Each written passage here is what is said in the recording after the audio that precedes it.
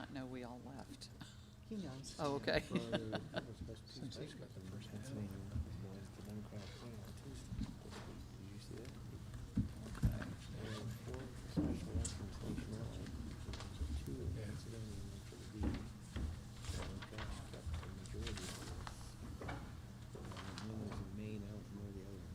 Oh, he does.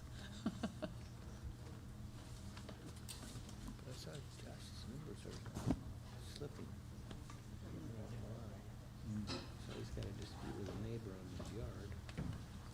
Yeah, yeah. Well, if the attack on the Yeah. he spent, the state spent Good morning, everyone. Thank you for being with us today.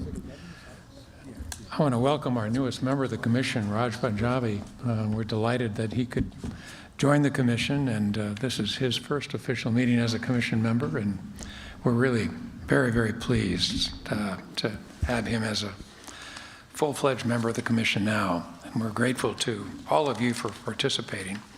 This is our second meeting as a member of the Scowcroft Center for Strategy and Security here at the Atlantic Council. We appreciate all of you for joining us in what I believe is a critically important discussion on the critical subject of biodefense space. History has a way of repeating itself, but the circumstances can evolve. For decades, when we thought of toxins, we often thought of the Cold War. We thought of the assassination of Georgy Markov in London in 1978, silenced by a ricin pellet fired from an umbrella. We viewed toxins as tools for assassination, discreet, targeted, and limited in scale. But as we sit here today, the threat landscape has shifted dramatically. As many of you know, this issue is personal to me. Almost 25 years ago, one of my staff opened a letter containing anthrax in my Senate office. While anthrax is not a toxin, the terror and method of delivery are hauntingly similar to the threat we face today. We've seen a disturbing persistence in letters containing ricin sent to public officials and government facilities.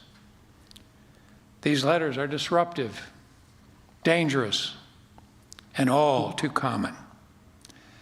But if we only focus on the mail, we're missing the larger, darker picture. The threat has moved beyond the envelope. Just last November in India, Gujarat anti-terrorist squads disrupted a sophisticated plot. An ISIS-linked cell did not target a particular individual. They planned to contaminate food markets and public water supplies with ricin. This plot sought mass casualties, aiming to turn the necessities of life into weapons of terror. It is a stark reminder that toxins are an asymmetric option, allowing attackers to cause concentrated harm without the pathogen having to spread from person to person. We're also seeing troubling signals from nation-state adversaries. Just a few weeks ago, the United Kingdom, Sweden, France, Germany, and the Netherlands released a statement telling the world that they had evidence that Russia had used a toxin to assassinate Alexei Navalny, the Russian opposition leader that they had tried to assassinate before.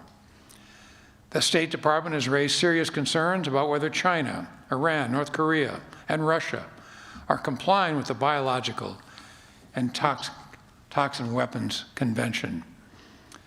We also see military-linked institutions conducting dual-use research involving marine and animal toxins throughout the world today. This research blurs the line between legitimate science and prohibited weapons development, raising tough questions about transparency and our ability to attribute attacks. Perhaps most concerning is how technology is accelerating this threat. We're entering an era during which biology is converging with the digital world. Artificial intelligence and large language models can now assist in the design of novel toxic proteins. They can help malicious actors optimize lethality and evade our current detection systems. And with regard to biotechnology alone, we're hearing about the neuroactive toxins that can target the nervous system to incapacitate or even confuse. The barriers to entry are lowering. The ability to synthesize these agents is increasing. And the potential for delivery via drones and other autonomous systems is growing. We need to understand how to stop a threat that is simultaneously ancient and futuristically high-tech. We need to understand what makes toxins uniquely challenging. Detection, diagnosis, attribution, forensics, preparedness in hospitals and public health, security across food and other supply chains. These basic building blocks of successful biodefense are just as critical as when addressing toxins. So we look forward to hearing from our panels today about how we can better secure our future. We are grateful to everyone participating in today's discussion and to those in the government, academia, industry, and non-governmental organizations who do this arduous work every day to fight this threat. I see that our co-chair, Governor Ridge, is present virtually. And let me call on Governor Ridge as our co-chair, if he'd make any opening comments at this time. Well, thank you, Tom. The thought occurred to me listening to your opening remarks. A lot of people are picking up the paper this morning, and they're reading about the State of the Union message. You're looking at the sports page, and we're talking about picking your poison, the enduring threat of biological toxins. So it's a subject that we're keenly interested in, and I want to thank Asha and her team for assembling all the information, background information for us. I also want to thank a group of experts that have volunteered their time to get us better informed as our commission has highlighted this subject matter worthy of our exploration and discussion, and down the road probably some form of publication regardless of the threat. We live in a world of new technology that makes our world safer and more promising, but also a new world with new technologies that threaten to make toxins even deadlier and even more difficult to identify. As the title of today's meeting bluntly states, toxins are an enduring threat. We know for a fact we cannot defeat them easily, but we must confront them and face them boldly. We have a group of experts for whom we're very grateful. They've volunteered their time to inform and enlighten us as we explore this very critical subject. And I want to thank them for their participation today and the contributions they're making in this arena in their various forms and their daily capacity at work. So instead of listening to me go on, I think I'll turn it back to you, Tom. I look forward to hearing the solutions and the perspective from their experts that kind enough to give us their time to spend with us today. Well, thank you, Tom, for those comments and your continued involvement and leadership in this commission. We appreciate it very much. I'll now turn to Ken Weinstein, who will introduce and moderate our first panel. Ken? Thanks, Senator Daschle, and good to see everybody. Good to see you, Governor Ridge. Thank you for your comments. Yes, it's my honor to handle the first panel of experts who will talk about a number of dimensions of the issues we're dealing with today, including sort of the international dimensions of investigating the toxin threats, whether it's foodborne exposure, state-sponsored terrorism, state-sponsored assassination, terrorism, synthetic production, various types of warfare, the whole sort of scope of issues, and specifically how we deal with them across countries who are all trying to meet these threats in an integrated fashion. To do that, we have, say, a world-class group of 3 experts in front of us, and I'll sort of go down from left to right and briefly introduce each. Gregory Koblenz is an associate professor and director of the Biodefense graduate program at George Mason University's Schar School of Policy and Government. He's also editor-in-chief of the Pandora Report, which is an online newsletter that covers global health security issues. He's a member of the Scientist Working Group on Biological and Chemical Security at the Center for Arms Control and Nonproliferation in D.C.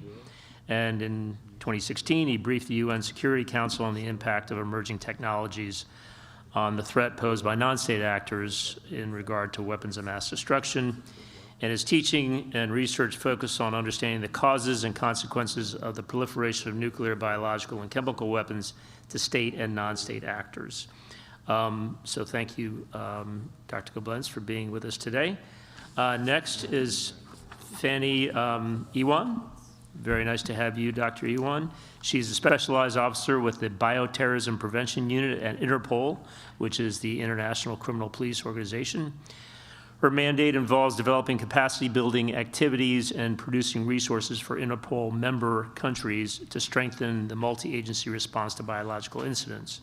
She's led a variety of different international efforts, including Operation Vector in Southeast Asia, which focused on establishing biological screening protocols at international borders. She's a biology expert for the EU Centers of Excellence and has worked with partner nations to perform technical evaluations of European projects regarding risk mitigation.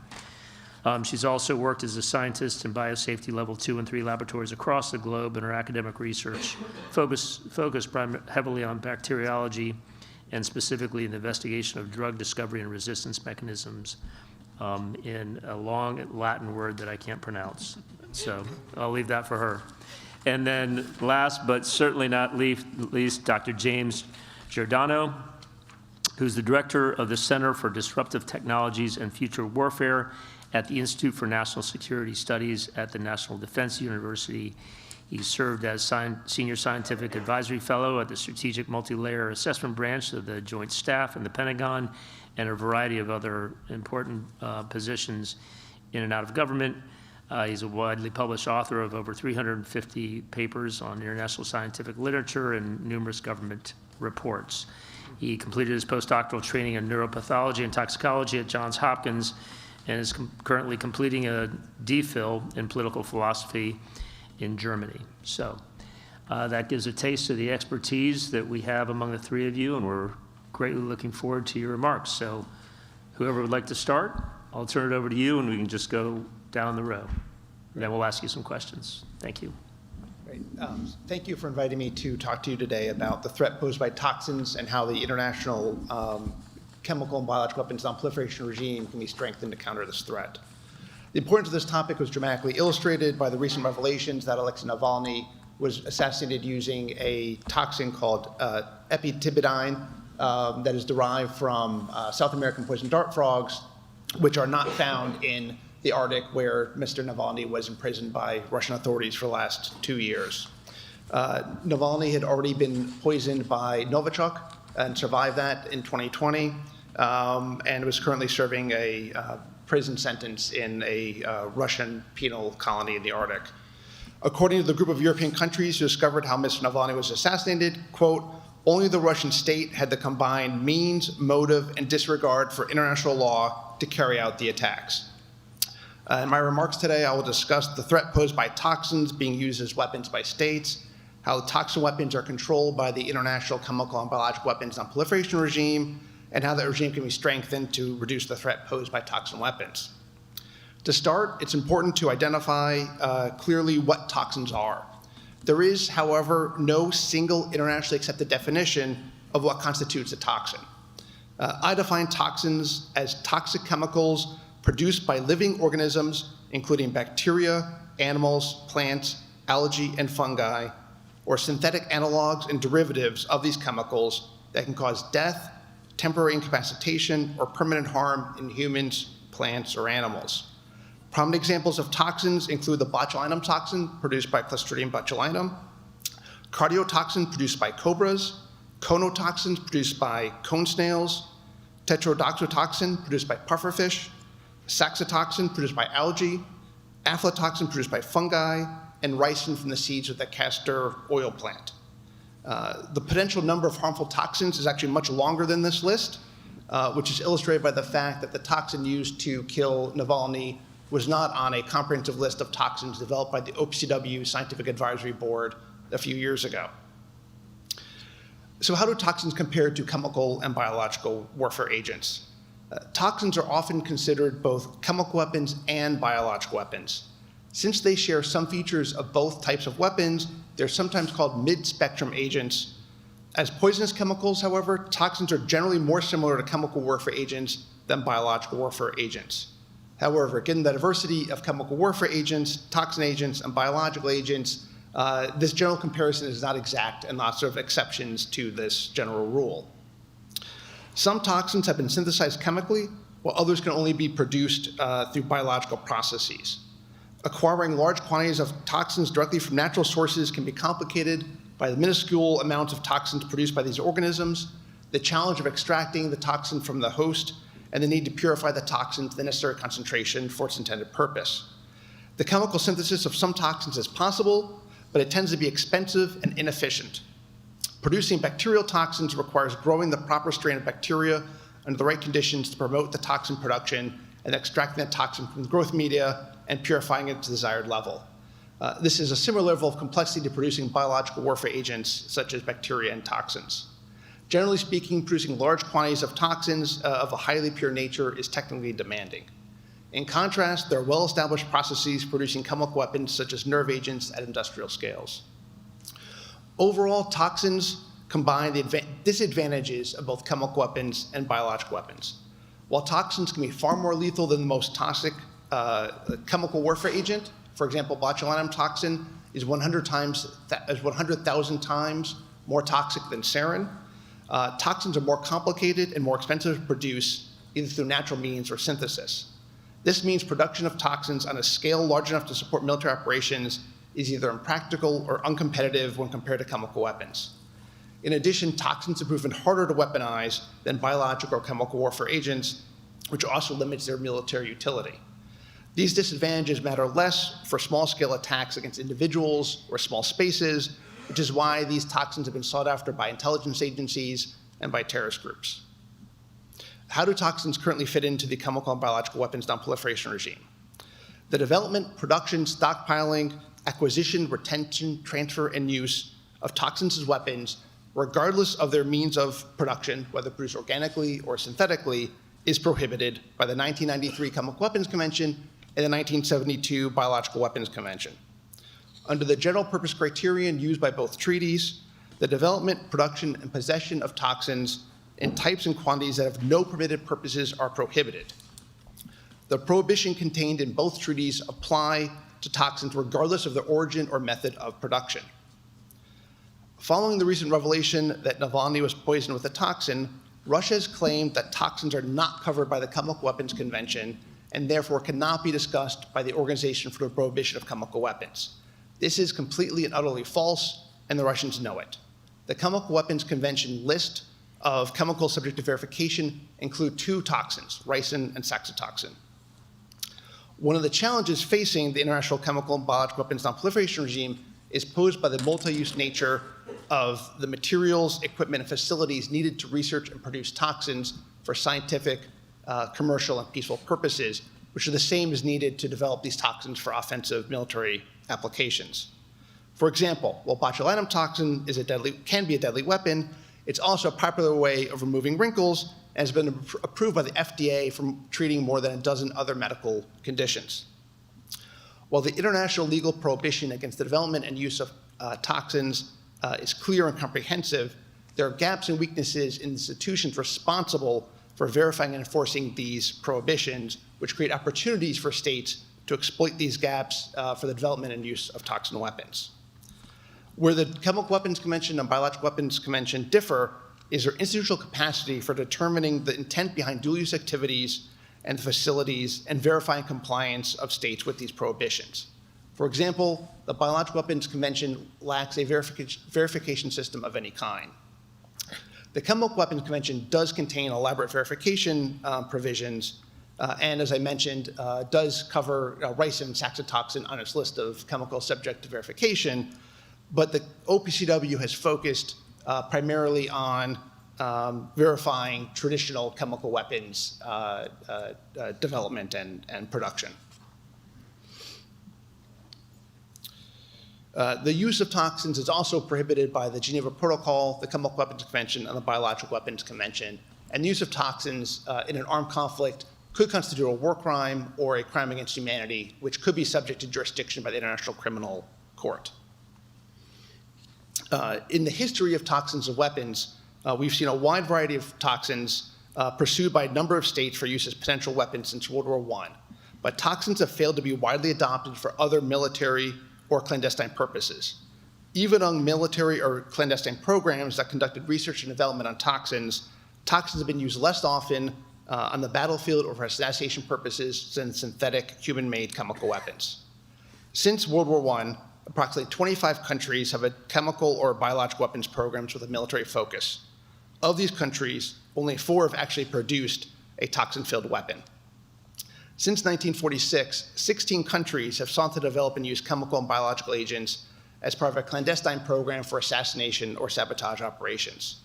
8 of these countries are known to have chosen specific toxins, but only 5 or 6 are believed to have used them in a handful of cases. While chemical and biological agents, including toxins, have been attractive to intelligence security agencies due to the promise of conducting clandestine attacks and avoiding attribution, developing and using these agents effectively is technically demanding and operationally complicated. As a result, the use of toxins for these purposes is relatively rare compared to more conventional methods. However, it's worth noting that the Soviet Union and Russia have been the most prolific use of poisons, and within the Kremlin, the Putin regime has been the most avid advocate of using chemical and toxin weapons for these purposes. Among the current threats posed by toxins, Russia poses the greatest current threat, followed by China, and then Iran, and then North Korea. The reasons for that I can give in my during the Q&A if of interest. Let me also highlight the future threat posed by toxin weapons, which is being driven, I believe, by 2 trends: the rise in authoritarianism and advances in science technology. These trends could lead to a rising demand for and growing supply of toxin weapons. Advances in synthetic biology, peptide synthesis, metabolic engineering, artificial intelligence are enabling new ways to design, produce, and engineer toxins, including novel compounds that have never been seen before. The Harvard biochemist arms control pioneer Matt Messelson has warned that a world in which these advanced biological technologies are widely employed for hostile purposes would be a world in which the very nature of conflict has radically changed. There could lie unprecedented opportunities for violence, coercion, repression, or subjugation. According to the former director of research at Freedom House, we're currently experiencing the golden age of transnational repression. Over the last 10 years, there's been a clear trend of more states targeting more dissidents and activists in more countries in more aggressive ways. As I've written about previously, the future threat posed by chemical and biological weapons, including toxins, may be less as weapons of mass destruction and more as a tool of mass coercion. Would the Arab Spring have turned out differently if the leaders of Egypt, Libya, Syria, and Tunisia had access to the aerosolized opioid that Russia used to end the 2002 Moscow theater siege? The widespread use of lethal, non-traceable poisons or fast-acting incapacitating agents by authoritarian regimes in geopolitically important countries that undermine democratization, I would argue, poses an equally serious threat to US national security as traditional large-scale military, chemical, and biological weapon programs. Therefore, when we're assessing the risks posed by advances in science technology that could be used by countries to develop new novel toxins, it's worth considering how these countries could use these advances as a means of developing new tools for oppression, not merely as weapons to use on the battlefield or as weapons of mass destruction.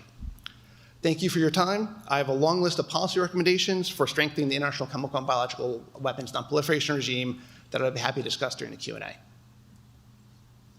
Okay, thank you. Dr. Yuan? Thank you for inviting me to present a global law enforcement perspective on the current threat posed by toxins in relation to non-state actors, the challenge to investigating biological incidents, and some of the work Interpol is conducting to support its membership in that area. The threat of toxins has been persisting either directly for their potential use as weapons for terrorists and other criminal purposes, or for the risk they pose to first responders and frontline officers when conducting their routine duties. However, the threat posed by toxins appears to be globally increasing, with incidents being reported linked to violent extremist groups, lone actors, and individuals using them to self-harm, homicide, or animal poisoning, and even for narcotics purposes. Recent examples include the foiled alleged terrorist plots to use ricin against civilian populations in Germany in 2018 by a lone actor, and more recently in November 2025 in India. At the other end of the spectrum, the strychnine poisoning of dogs in Spain is under prosecution, and the 2025 Erin Patterson case resulted in a life sentence for killing 3 people with Daschle mushrooms during a family luncheon in Australia.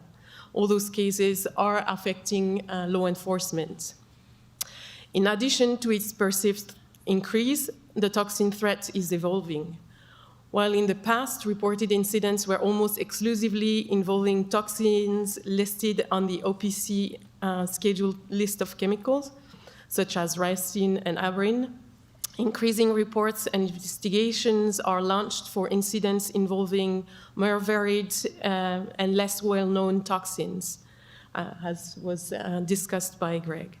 The evolution of the biological threats had prompted Interpol to review its list of biological agents and toxins of concern for animal and human population in 2024, and led to the list of toxins featured in that list to grow from 5 to 16, and include toxins from bacteria, fungus, plant, and animal sources.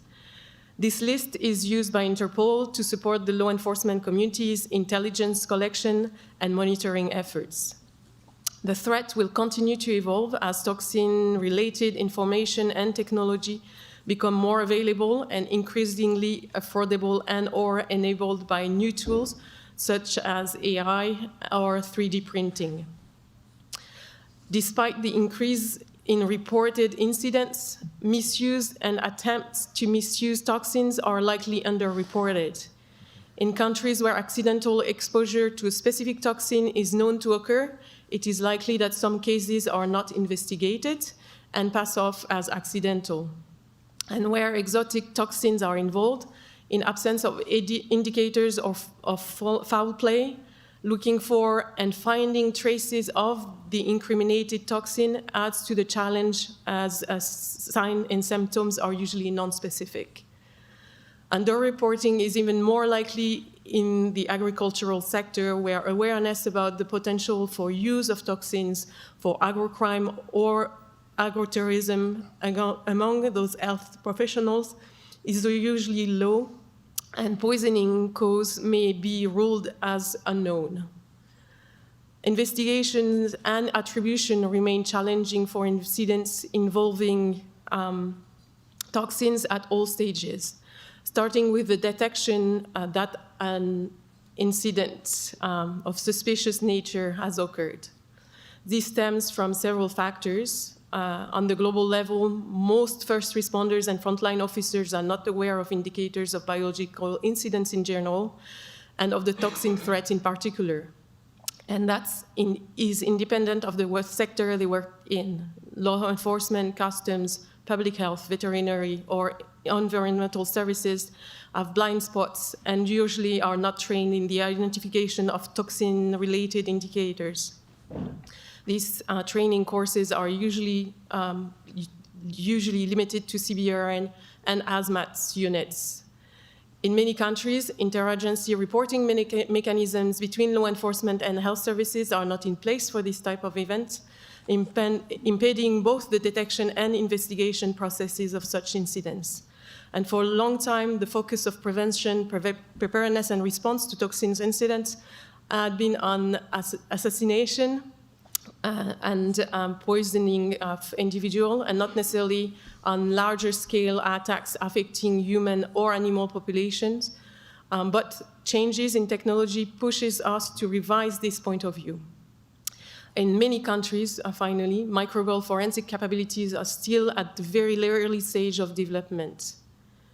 To fill these gaps, steps are needed to establish training programs for first responders and frontline officers to be able to detect indicators of potential misuse of toxins, and proper interagency reporting mechanisms needs to be put in place.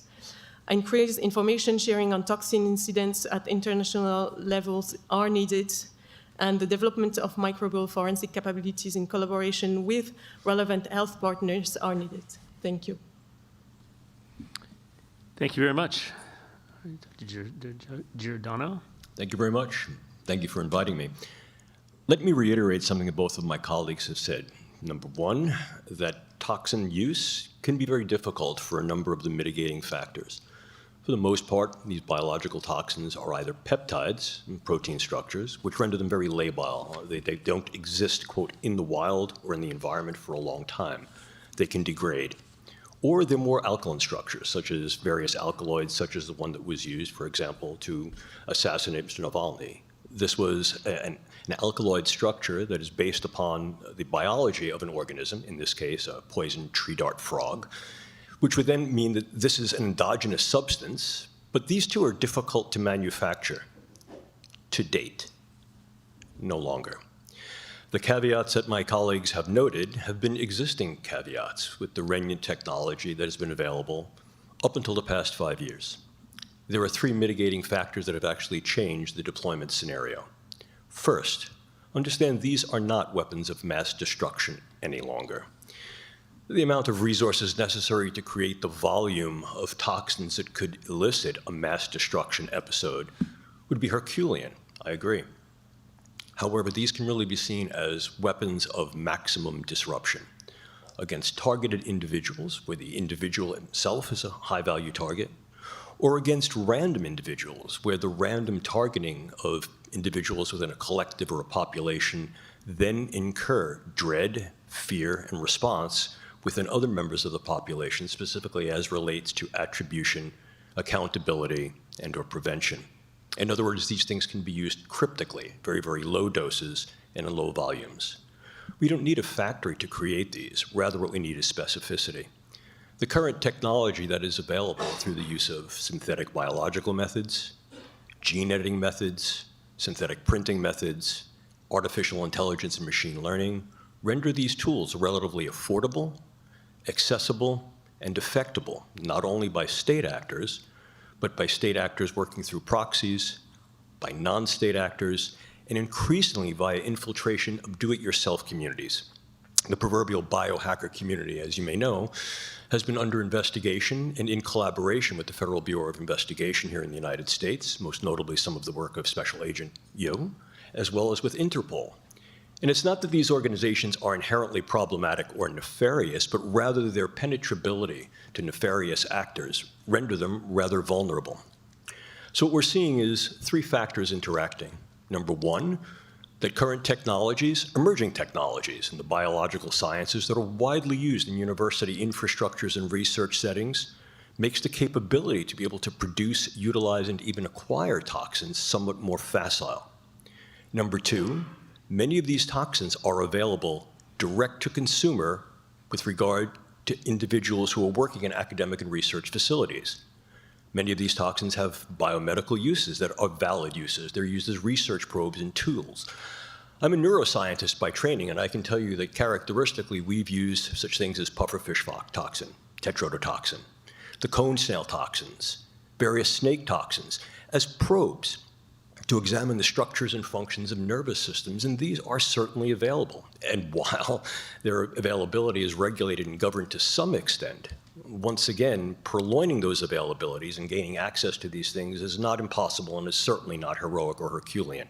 It can be done, particularly if research organizations that are working under the guise of biomedical research or are trying to explore the structures and functions of the nervous system with greater granularity are utilizing these toxins for demonstrably benevolent purposes. In other words, the low-hanging fruit is the more we know about the brain and the nervous system, the more we can develop these types of things that could then intervene for health reasons.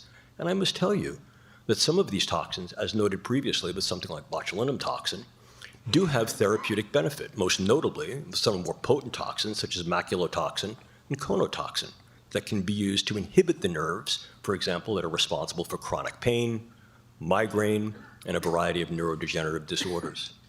So we're seeing the dual usability of these toxins as research tools, the accessibility of these toxins by virtue of those mechanisms that are available, and third, and certainly not least of which, is that the use of these tools can create novel toxins, combinatory toxins, that are either not listed on current regnant treaties, signatory documents, or other governances, but also that create very, very different profiles of biological effect, rendering them more potent, therefore to be able to be delivered on lower doses, rendering them more stable, to be able to be transported across longer distances, and or to be administered in a variety of different means, not simply by ingestion or by injection, but also transdermally, intranasally, distributed through other resources such as surfaces, cups, rims, touching. Each and all of these things have been rendered viable, possible, and accessible through other emerging technologies that have now converged as toolkits for those individuals who are looking to develop biological agents as weapons of viable disruption and, in some cases, downstream destruction. And last but certainly not least is the vulnerability of the substrates of these toxins. Understand that these toxins have been used and are continuing to be used to unravel, if you will, structural and functional intricacies of the nervous systems of humans and a variety of animal species that we use in service animals and in food groups. And the more we understand about the nervous system on a variety of levels, from the subcellular to the systemic, the more we're able to not only assess that nervous system, but access the nervous system and affect the nervous system with ever more specific, ever more precise agents. We've warned about the relative dangers of synthetic biology, gene editing, state-of-the-art neurotechnologies of both assessment and development, and coupled with biomanufacturing to develop precision pathologies. And if we then couple this with machine learning, artificial intelligence, and big data, whereby the biologies, the physiologies, the genotypes and phenotypes of individuals and collectives can be purloined and therefore made available to nefarious actors. The ability to custom make pathogens, toxins, microbes, becomes augmented several-fold and force multiplied. And when you then couple that with the need for these things not to necessarily be given in large doses, but in very, very small doses, in highly specific, clandestine, even covert settings, whereby the nature of the toxin itself, once introduced to that biological system, can be very, very dependent on time, availability, accessibility, and very often will produce a set of constellation of features that can mimic natural occurrences, problems with nervous system function, other types of exposure, such as carbon monoxide exposure, or natural events, stroke, heart disease, seizure. And if we couple these toxins, these biologic and organic toxins, with other agents, with novel forms of molecularly derived chemical agents that fall well within the current purview and pharmacopoeia that are used for medical reasons and do not represent anything that exists on a chemical weapons treaty, convention, or signatory governance, you then essentially have a proverbial double whammy. The administration of relatively low doses of biochemicals that we realize are neurologically active, at very small doses that we call hormetic doses, that induce amplified effects, that increase the vulnerability or susceptibility to toxins, then create a force multiplicative event that would be very, very difficult to define, to determine, to attribute, and in some cases to defend against. So in conclusion, what I'd like to state is to echo the concerns and caveats of my colleagues, but also to recognize that the cutting edge of science and technology and those things that are at technological readiness levels that allow their fieldability, scalability, and operationalizability, as well as their diverse use, put a toolkit for manufacture, synthesis, packaging, and distribution of toxins as well as other novel biological agents at a variety of fingertips, and those fingertips can reach deep within various populations to strike targeted individuals, targeted collectives, and to also induce cognitive effects within a population that are terroristic on the psychological, social, and behavioral level. Thank you for your time. Well, that was cheerful. Thank you. Those were very thoughtful comments. And Nobody sneeze. your last your sign off about the double whammy is certainly gave us food for thought. So I think you might have answered the question that I wanted to ask. And first, you, Dr. Giordano. So reading the literature, they talk about AI being a game changer in this area. And I think you sort of explained how. That was my question. How is it? It sounds to me like AI can be used to actually go across the range of the targets and then thereby use that information to design a toxin that can sort of best attack those targets. That's the use of AI that you're talking about? Yes, and there are actually three uses of AI that we find worrisome. The first is the use of AI in the social milieu, in the social environment, utilizing AI and machine learning to predict patterns of individuals' physiology, their relative vulnerability, and even their patterns of behavior, where they're going to be, what they're going to do, and do that in a predictive way. It increases targeting viability. It also allows me to be able to access particular vulnerabilities or susceptibilities about you from your existing medical records, but then also to reach more deeply into amalgamating your other forms of data that are available conspicuously and ubiquitously online. What are you purchasing? What types of medical things you're purchasing? Where may you be vulnerable or susceptible? And where are you? Where are you moving? How are you moving? And why might I be able to target you in particular cases and do so clandestinely or covertly? Point number one. Point number two, the ability to develop new combinatory formula as well as new combinatory mechanisms for the development. So what is that word you're using? New what? Combinatory formula. Okay. In other words, how can I put these things together in ways that are slightly different, novel, not necessarily new, but novel, tweak them in ways to make them more stable, make them more potent, make them more viable for delivery, or make them less detectable because their biological signature is not something that we're looking for. In other words, it doesn't pop hot on the biodetective radar. That's number two. And number three is the idea that the more we're learning about nervous systems or physiological systems in general, the more we're able to integrate amassed big data into artificially intelligent systems to get both speculative, predictive, targeting solutions, not only about individuals and groups, but how to match particular pathogens and develop those pathogens, toxins included, to be able to be stereospecific. In other words, sharp shot versus buckshot. And do that in ways that will allow the perpetrator to infiltrate, introduce, intervene, and extricate well before the threshold of detection. Over. Great. Fascinating. Thank you, Doctor. So I'm using my moderator's prerogative to ask two questions, and I'm going to turn it over to my colleagues. Dr. Goblenz, you mentioned the list of nation states that are the biggest threat when it comes to the use of toxins. I think you said Russia, Iran, North Korea, and China. Is it that order? No, I'm sorry. Russia, China, Iran, North Korea. Sorry. Is that based on capability? Is that based on demonstrated willingness to use toxins, or a combination of those? Yes, so it's based on a combination of those factors. Russia has a long-standing chemical and biological weapons program that goes back to the Soviet era, and there's evidence they've been modernizing that infrastructure over the last decade or so, and clearly they have a track record of and a willingness to use chemical and toxin agents against perceived enemies of the state, both at home and abroad. So in terms of a country with the largest capability and willingness to use these capabilities, that's why Russia is at the top of my list. In the case of China, there is a good deal of research being done by military medical research institutions of a dual-use nature and a range of toxins that have raised concern in the U.S. government, for example, about what are the potential weapons applications of those toxins. However, if you look at all of the recent reports from the Department of Defense about the military threat posed by China, none of them mention chemical and biological weapons. which leads me to believe that if China has a program to develop toxin weapons, it's still at the research stage and it doesn't pose a near-term threat to US forces or allies.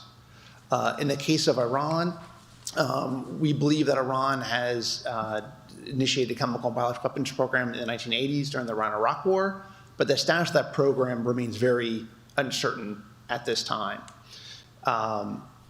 The US has stated explicitly that it finds it hard to differentiate the dual-use activities occurring in Iran with toxin research and production from whether it is purely for public health and biodefense and commercial purposes, or it's being done for purposes that are prohibited by the Biological Weapons Convention. And so there's this admitted ambiguity about what the intention is. But again, we are concerned about the capability, and Iran's sponsorship of terrorist groups around the world is clearly part of that concern as well.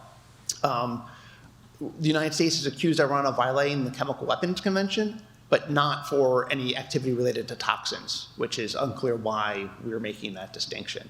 And then finally, North Korea, again, longstanding program for chemical and biological weapons, but there's no public assessment from the US or the South Korean governments that they have included toxins in their arsenal. Doesn't mean that they can't do so, but all of the chemical and biological threats that have been identified as being in the Chinese arsenal, none of them involve toxins that we know of. So that was the basis for the tiered risk assessment I was giving you. Great. Okay, thank you, Doctor. Susan? Okay, thank you. Dr. Ewan, when Interpol is involved in investigating suspected toxin incidents, what are the most common failure points you see across the member countries in the first 24 to 72 hours of doing such an investigation, whether it's the scene control, the sampling strategy, chain of custody, or information sharing? Can you just tell us how you work and what are the challenges that you see in these type of investigations? So, well, the main failure point, so we don't do investigation, we are supporting, and it's generally information sharing between the agencies. So there are usually or lack of understanding of what kind of information needs to be shared between agencies, especially health and law enforcement, and what are the information needs for each agencies. So that's one of the big ones. Many countries don't have response mechanism in place for bioincidents yet. Very well rehearsed because they have never had to face this type of incidents. So when we are called to support, it's usually because they never faced it and never prepared for it. So that's something that's completely new, and the procedures are not well rehearsed. So lots of things that are not coordinated. So with the recent statement by several countries about Navalny's poisoning and the affirmation of what they believed was found, is that going to increase the amount of attention you believe that countries are going to pay to toxin incidents, and what will Interpol's role be? So I would think so. We've already been called. So the EU has stepped up their preparedness efforts for toxins. They've launched a group, biotoxin expert group last year, to increase preparedness to respond to biotoxin incidents. And so from their side, there was already some steps being taken, and we've seen already other countries being interested in stepping up their preparedness. But that statement is probably going to raise interest for countries that have not the same level of preparedness. So for us, that will mean probably more requests for support in providing capacity building in both crime scene management, but also strategies to process and examine evidence that are contaminated with toxins, and how to deal with microbial forensics. Thank you. Thank you. Senator? Well, I join my colleagues in thanking the panel for an extraordinary presentation or set of presentations. I think of the anthrax attack 25 years ago and the somewhat limited scope of that threat. A few Senate offices, a post office. My friend Tom Brokaw was affected by it. But it had profound consequences in terms of our response in law, in policy, organizational, research, resources. I see the threat as exponentially greater today than it was 25 years ago, and your presentations have all confirmed that. I would be curious if you could, I'm trying to appreciate more the magnitude and the likelihood of a threat today, 25 years later. And I would ask each of you if you could describe what you would consider an example of a worst-case scenario and the degree to which you believe we have the capacity to deal with that today. And if not, what is the one thing you would recommend to accommodate the need to address it effectively? And let's start with you, Dr. Gordino. Thank you. So I'll provide two because I think that they're complementary and reciprocal. The first is where a particular individual, a high-value individual, a political figure, a military leader, is taken into a conference, is taken into some meeting, and is incapacitated within that meeting. Incapacitated by a toxin, a very, very low dose, such that the incapacitating event seems to be a natural event, a seizure, a stroke, a heart attack, respiratory failure, some constellation of all of the above. And as a consequence of that, that then renders that individual vulnerable, renders their chain of command vulnerable, and certainly may also send a rippling effect across that population. Now this individual is down. What do we do? Two things can occur. Number one is something called heroic rescue, so that now we saved your individual, and there's some level of at least implicit dependency that goes along with that. And number two is, what is the effect of essentially decapitating or impairing that capitative head on what would be the followers? This is sometimes referred to as dealing with the shepherd to disrupt the flock. And each and all of those could be very problematic scenarios because, as my colleagues have alluded to, detection, attribution, and then retribution and the responsibilities that go along with that would be very, very difficult. The ambiguity that can be rendered by very, very low doses of these toxins essentially creates what is more broadly referred to as the fog of war, but here the fog of engagement on a very personally disruptive level, irrespective of whatever type of leader that may be. Now let me give you the other case scenario.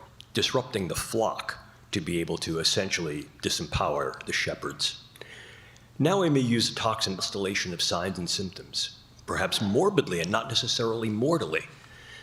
And then I, as the perpetrator, use a virus, not a biological virus, a communicative virus, and I take attribution.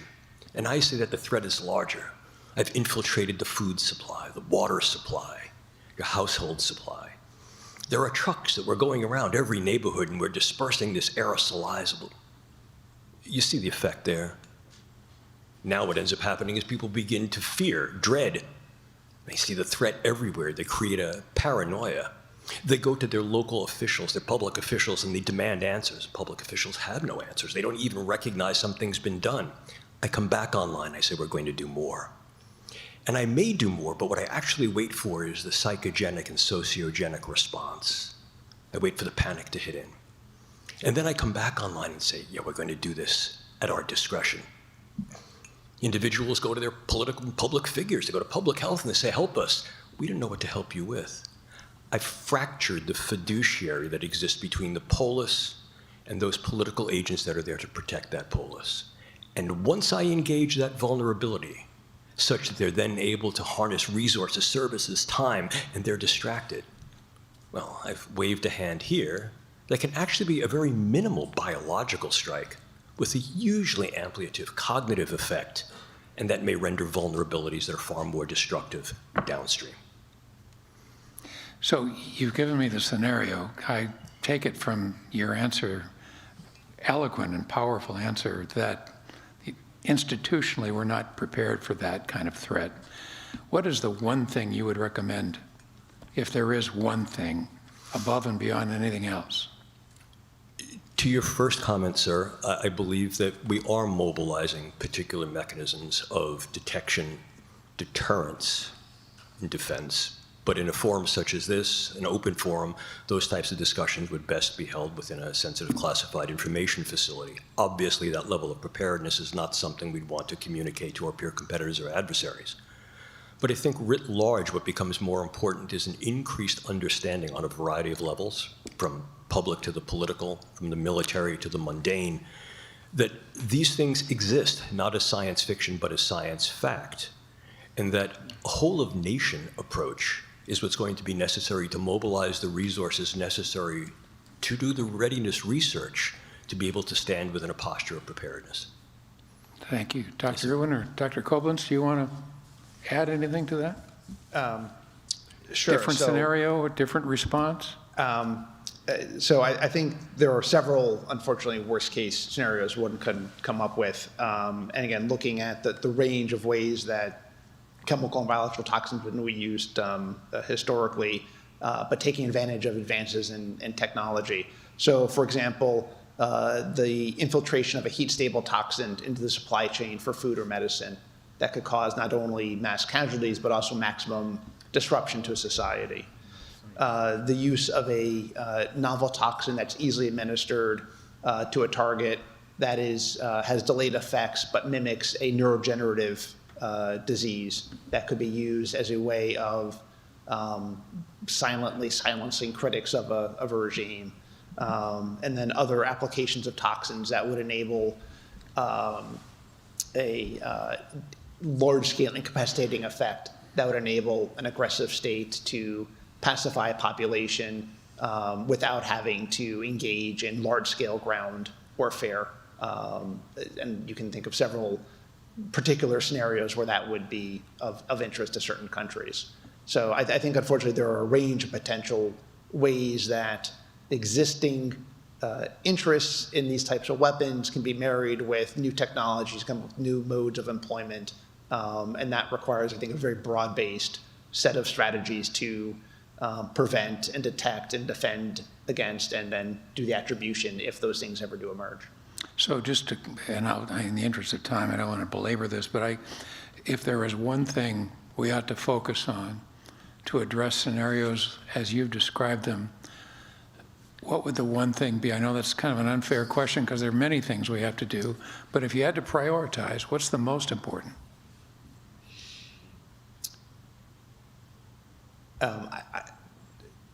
I think I would focus at the international level in order to ensure that there's a shared understanding about the dangers of the misuse of chemistry and biology and advances in other emerging technologies that can have truly catastrophic consequences for countries if these things are used either by states or non-state actors as a way of building support for stronger efforts at both the international level and the national level to put in place the policies we need, again, for the kind of prevention, detection, and defense.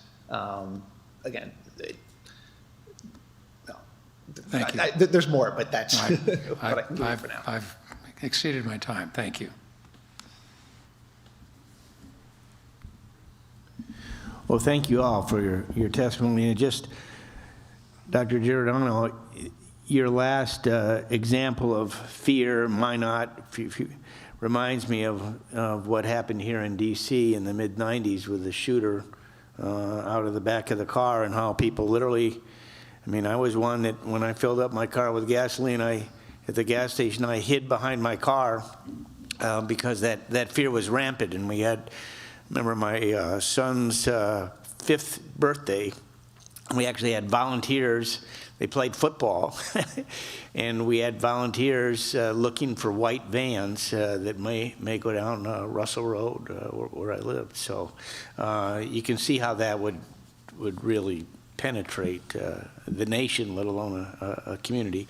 Couple questions I have, Dr. Yuan. I'd be interested in if you could tell us precisely what was Interpol's role in the case in India that was highlighted. When were you called in? Tell us where things stand today in terms of your interaction with the country of India. So currently, the case is still under investigation. So right now we are just at the information sharing level. We were not called on to support that particular investigation, but they are sharing information with us. We are following the case. There is no obligation from any of our member states to ask for support. We are proposing it, and if they need it, we offer it. So we are still at the information sharing level, and Is the investigation complete? I mean, no, is it's not. It's not complete. So it's still ongoing. Okay. So we are following up, and what what we are encouraging is that we are foremost information repository for our members, and we are encouraging our membership to share information and intelligence about all those incidents that are occurring, so that we have collectively a better understanding of what are the challenges that we are facing, what are the trends across the world around bioincidents, but in these cases about toxins incidents. What are the capabilities of the different actors? What are the modus operandi? What are the different networks of criminals and terrorists that are involved in the acquisition, production of the different elements for the production of the biological weapons or attack. So that's the support that we are providing in this instance. Thank you. And Dr. Koblenz, you made certainly the case that toxins are included on the international forum. So what is your crystal ball? I mean, I don't think a lot of people thought that Navalny was going to actually emerge alive from the Russian penal system. But what is your crystal ball in terms of what will now happen in terms of the accountability that the world may, now that this new evidence has been formalized, what is your crystal ball in terms of what actually may occur in the international community relating to the release of the information 2 weeks ago? So the European countries that revealed that information a couple weeks ago are going to be presenting at least some of that evidence at the OPCW meeting in a couple of weeks. And that will be, I think, a turning point in terms of building international support for holding Russia accountable for the use of this toxin. Within the Chemical Weapons Convention, there are different provisions that can be used to address non-compliance by member states, and clearly the use of a toxin is a blatant violation of the treaty. So I'm hoping that the European countries will pursue those means of accountability. I hope the United States will support those efforts. If taken to a logical conclusion and Russia is unwilling to cooperate with those efforts, then I think it would be prudent to invoke provisions of the treaty that would allow the suspension of Russian rights and privileges within the organization. Because this is not the first time they've used a chemical weapon. The assassination of, or the attempted assassination of Sergei Skripal in 2018, the poisoning of Alexei Navalny in 2020, the use of, the extensive use of riot control agents on the battlefield, which is a violation of the Chemical Weapons Convention. They've refused to engage substantively on any of those allegations and issues. And so far, they haven't really paid a price for that. So I think we're now at the point where if Russia is unwilling and unable to basically come clean on what it's been doing, I think we need to take steps to penalize them within the Chemical Weapons Convention. Thank you. Thank you. I want to follow up on the Navalny case. And I think it was you, Dr. Giordano, who talked about there are many challenges to using toxins as a weapon, even for assassination. But part of the advantages are it can be a small amount, it can be easily transported, you can approach your victim and extricate your victim before the victim is even aware that he or she has been poisoned. And attribution, the lack of all of that makes attribution very challenging. So Navalny was attacked, presumably by the Russians, with nerve agents 3 times, right? The second, I think the first one they weren't sure what it was, and the second one was Novichok, and then the third one the dart frog. So if you could put yourself in Putin's brain. I wouldn't do that for a very long period of time if I were you, but if you can think about that, one would presume that what they wouldn't want is attribution, that they would want that it would be difficult to figure out how he was poisoned, and yet it turned out it wasn't very difficult. I mean, I'm sure it was difficulty, but it happened. And so why do you think that they would have chosen the nerve agents that they chose? It almost seems as if it was a sadistic thing, because seems that the death was painful, the poisonings were painful. So why do you think that they did? Do you think that they thought that that the agents would not have been discovered? It's an excellent question, and let me put it into a larger perspective. This is something that our group has been talking about for the past 12 years. We view the brain as the 21st century battlescape. 21st century what? Battlescape. The ability to access the nervous system, to assess the nervous system, and to affect the nervous system remotely, with very, very low dose but very, very high agents, and in ways that mimic naturally occurring disorders, diseases, conditions, and/or that create certainly sublethal effects, but highly morbid effects, many of those effects appearing within the cognitive, psychological, and behavioral domain, that are very, very difficult to discern from neuropsychiatric conditions, renders the brain and access to the brain as a very, very vulnerable targeting substrate, point number 1. Point number 2, to one of the points that had been raised by members of the board, is that very often the nature of the disruption is not fatal, although it certainly can be, but can be very disruptive to one's physiology, to one's cognition, to one's behavior, to one's social standing, and to your point, can be very painful, or at very, very least highly distressing. Furthermore, the results can be far more long-term, particularly with repeated dosing, or if combined with chemical agents, that then cause a breakdown of not only the neural structure, but its functions. And then what we've done is we've incapacitated an individual not only acutely, but durably. They're no longer able to do what it was they were doing before, and that can be highly disruptive. But I think in sum, to your point as well, that these agents can be used either with attribution and do so in a way that demands tremendous power. In other words, I can say that I've done this, but it's still up to you to prove where I'm doing it and defend where I'm doing it, and to that point in a moment. And the second, it allows me to actually execute the act clandestinely or covertly.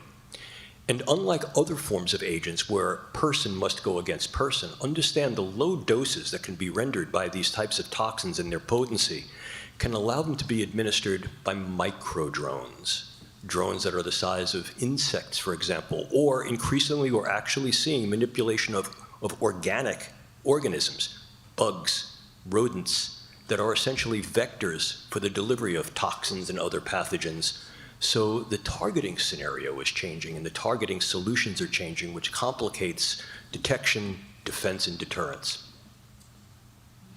Make me wonder if you could take mosquitoes and put them in an environment with toxins and then release them, whether that would be a vector.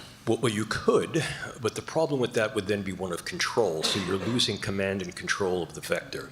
If, on the other hand, I have weaponizable drones, or even biological drones, or now called biodrones, I'm controlling the vector. But more than that, after the vector then is able to deliver whatever is going to be the payload, I can destroy the vector.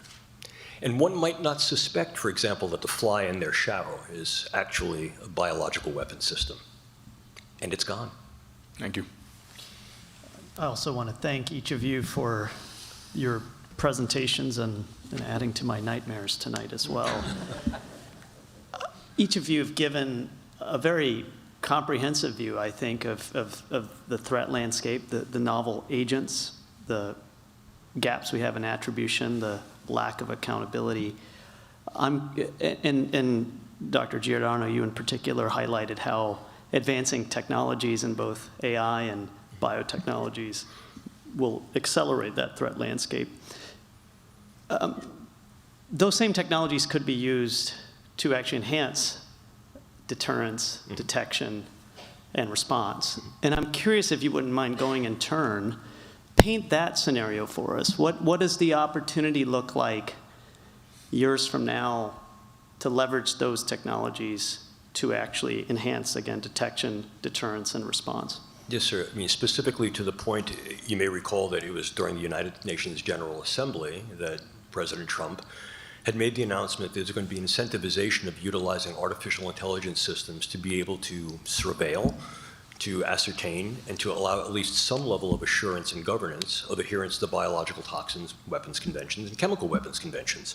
And I think that's intuitive and insightful. In other words, those tools of utilizing big data across a variety of different realms of data, types and scopes of data, coupled with the computing power of machine learning, decision technologies, and AI, afford, I think, a deeper, more insightful, as well as more focused forms of surveillance, insight, and that then allows governance early on.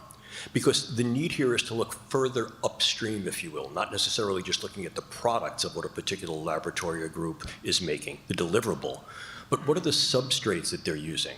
What are the processes that they're engaging? What is the tacit talent that is being brought into those laboratories? What resources might they have, not only at that laboratory, but with others to be able to then assemble these things ex situ, off-site? So I think AI can provide a wonderful set of mechanisms, a toolkit to allow that level of surveillance, which can then inform intelligence operations and interdiction operations to be far more focused of where they need to look and where they need to direct their resources. But to your point, that's also a double-edged blade. Our peer competitors and adversaries have similar artificial intelligence tools, and what we're beginning to see is a conflict of AI versus AI, spy versus spy, if you will, where our AI is surveilling what they're doing to be able to ascertain what they're doing in laboratories with regard to compliance to these treaties, and their AI is surveilling our AI, surveilling their work, which then may allow them to sidestep or undermine those level of surveillances, inclusive, for example, of bringing things into the commercial realm where any type of AI surveillance could constitute violations of intellectual property. So commercial veiling represents an area that is still very, very tenuous, and I think one we need to explore in somewhat more detail to be able to allow that level of surveillance and perhaps interdiction. We are using large language models for detection and monitoring of biological incidents. That's something that's an AI as part of our intelligence systems in the BioTracker, which is our platform for Interpol's platform for biological incident intel collection and information sharing, and that's one tool, one of the tools that is supporting our membership. And we have to adapt and be innovative as law enforcement to as you said, to counteract and prevent this, or to keep pace with the innovations on the bad side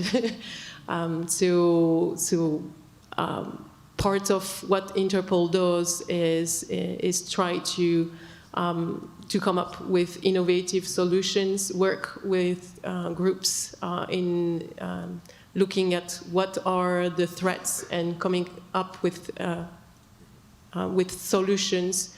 We can't do it as just with the law enforcement community, so we have to work with partners, both in the private and public sectors, looking at what are the innovations that will be necessary to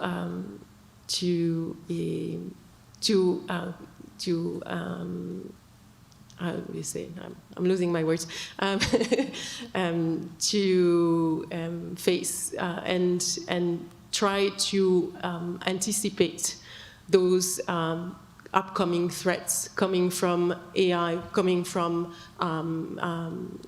synthetic biology and other technologies that are cross-cutting with biotechnologies. So lots of work to be done. So last year, the OPCW actually held a major international workshop on how to harness AI for advancing the treaty.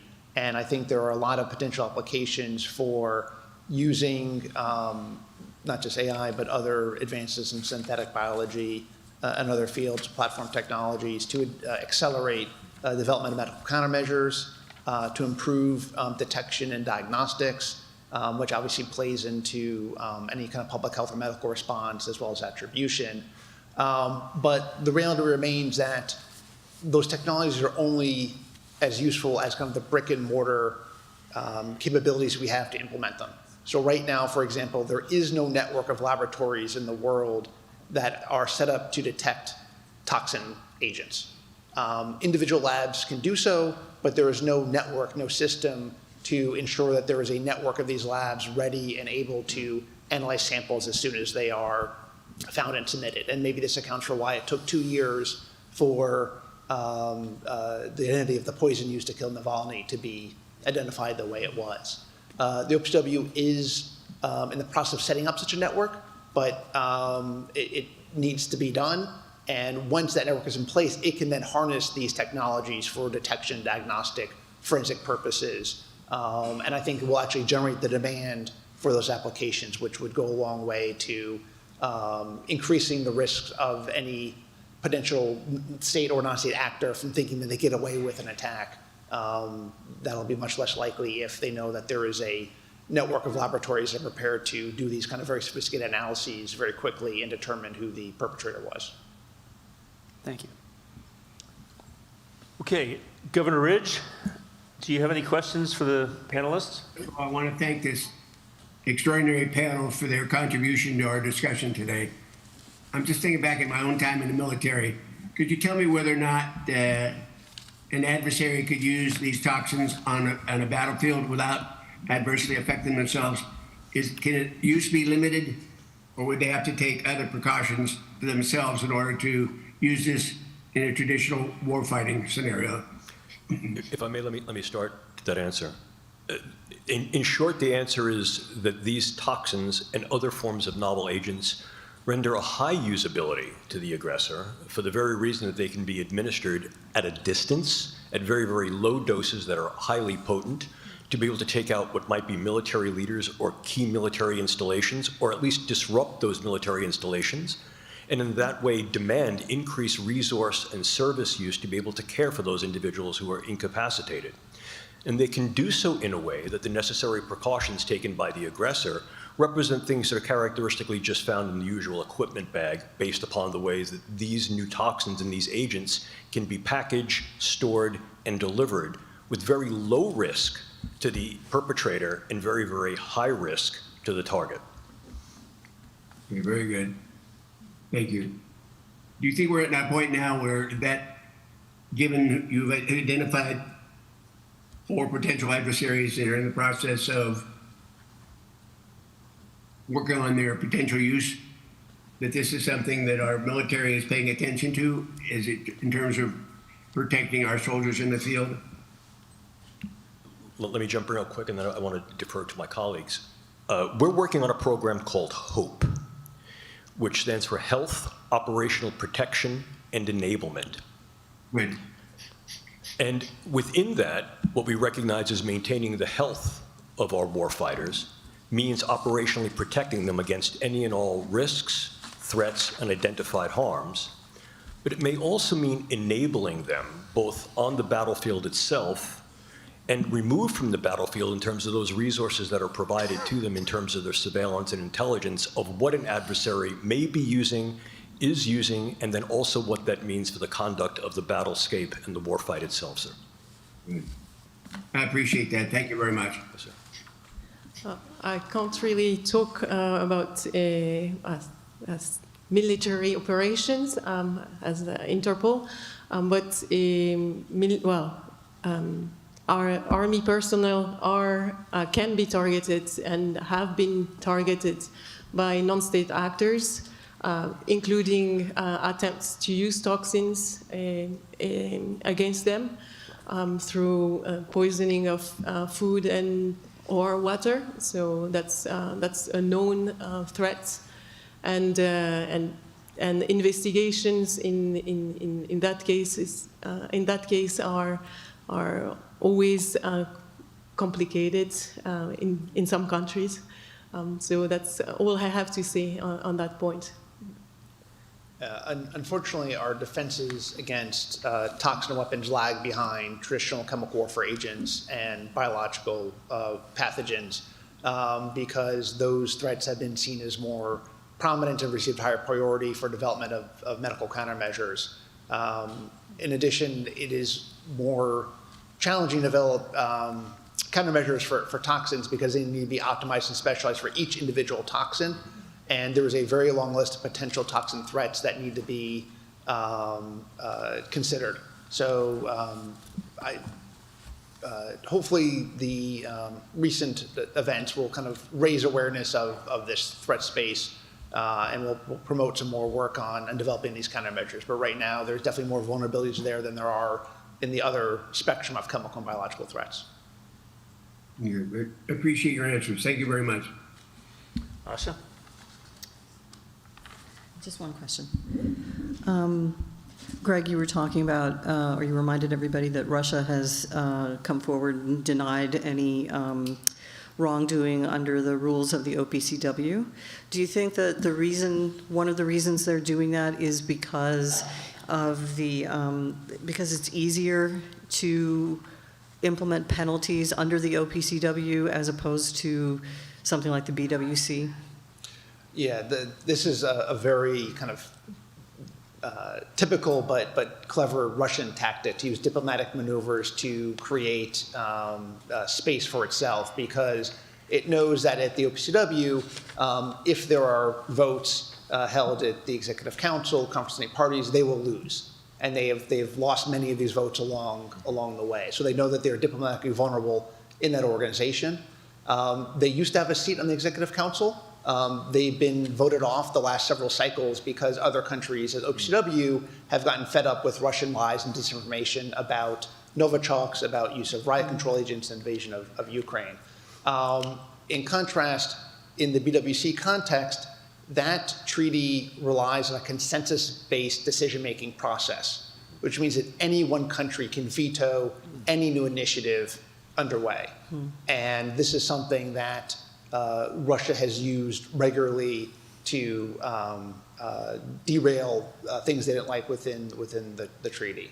So I think they are, the fact that they are trying to avoid discussion of this at the OPCW shows they know how guilty they are, and they're trying to avoid being held accountable for this. So this is a time when I do think the United States and its allies need to hold Russia's feet to the fire and hold them accountable for this latest violation of the treaty. Okay, thank you. Rachel, Scooter? Anything for you? Okay. So I think we're at the lunch hour, correct? We are going to break for lunch, and we will reconvene with our second panel at 12:40, promptly, hopefully. Thanks very much. It's great. Let's stand up. Really appreciate it.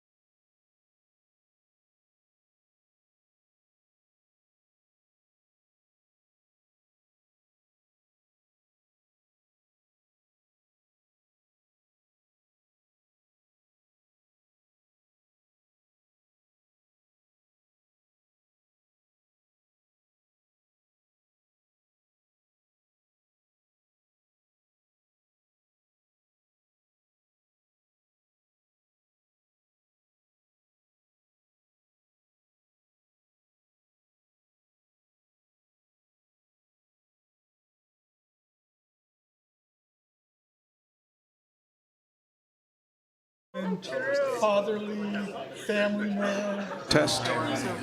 Yep, I'm glad. Well, they have done amazing. Asha? Oh, here, now they're on, okay. All right, good afternoon. Good afternoon, everyone. We're about to start the next panel, which is called Shadows in Twilight. And with this panel, we will discuss technical challenges associated with detecting toxins in the field, clinical diagnosis of toxin exposure, and the forensic characterization of biological agents. And we are fortunate to have some great experts with us this afternoon. Thank you all for being with us. Starting from my right, we have Dr. Ziad Kazi. He's the president of the American College of Medical Toxicology. Dr. Kazi joined the Department of Emergency Medicine in the University of Alabama at Birmingham between 2005 and 2008, where he served as a medical toxicologist for the Regional Poison Control Center in Birmingham and the Alabama Poison Center. Next to him, we have Dr. Kelly Johnson-Arbor. She is a medical toxicologist at MedStar Georgetown University Hospital. She has served as the co-medical director of National Capital Poison Center, the medical director of hyperbaric medicine at MedStar Georgetown University Hospital, and an assistant professor of plastic surgery and emergency medicine at the Georgetown University School of Medicine, and an associate faculty member of the MedStar Institute for Quality and Safety. She served as a toxicology consultant for multiple poison control centers in the United States and treated toxicology patients at MedStar Georgetown University Hospital. Other than that, you've been doing nothing at all, right? And next we have Dr. Mark Michael Blum. Do I have that right? Well, actually, I skipped Mr. Thomas. I'm sorry. Let me do him next if I can find him.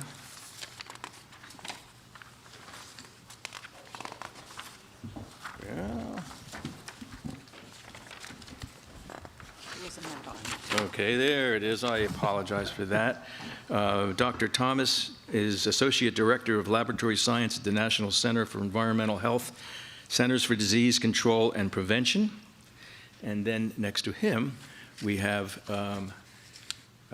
who do we have there? Jerry Thomas, right? Oh, I'm sorry. No, now it's Mark. Now it's Somebody should take this job away from him. So Dr. Mark Michael Blum, am I saying that right, sir? Yeah. Okay. Dr. Mark Michael Blum is the founder and owner of Blum Scientific Services, a consultancy established in 2019 that specializes in laboratory solutions for CBRN and defense. Previously, Dr. Blum served as the head of Organization for the Prohibition of Chemical Weapons Laboratory from 2017 until 2019. And most notably, he served as the team leader for the OPCW's Technical Assistance Mission to the United Kingdom in 2018, following the assassination attempt on Sergei and Yulia Skripal. So thank you all for being with us today and for your service to the country. And Dr. Kazi, we'll start with you. Thank you. Good morning, everyone. Or good afternoon. After this lunch, if we see somebody who's falling asleep, they are not incapacitated by any toxins, hopefully.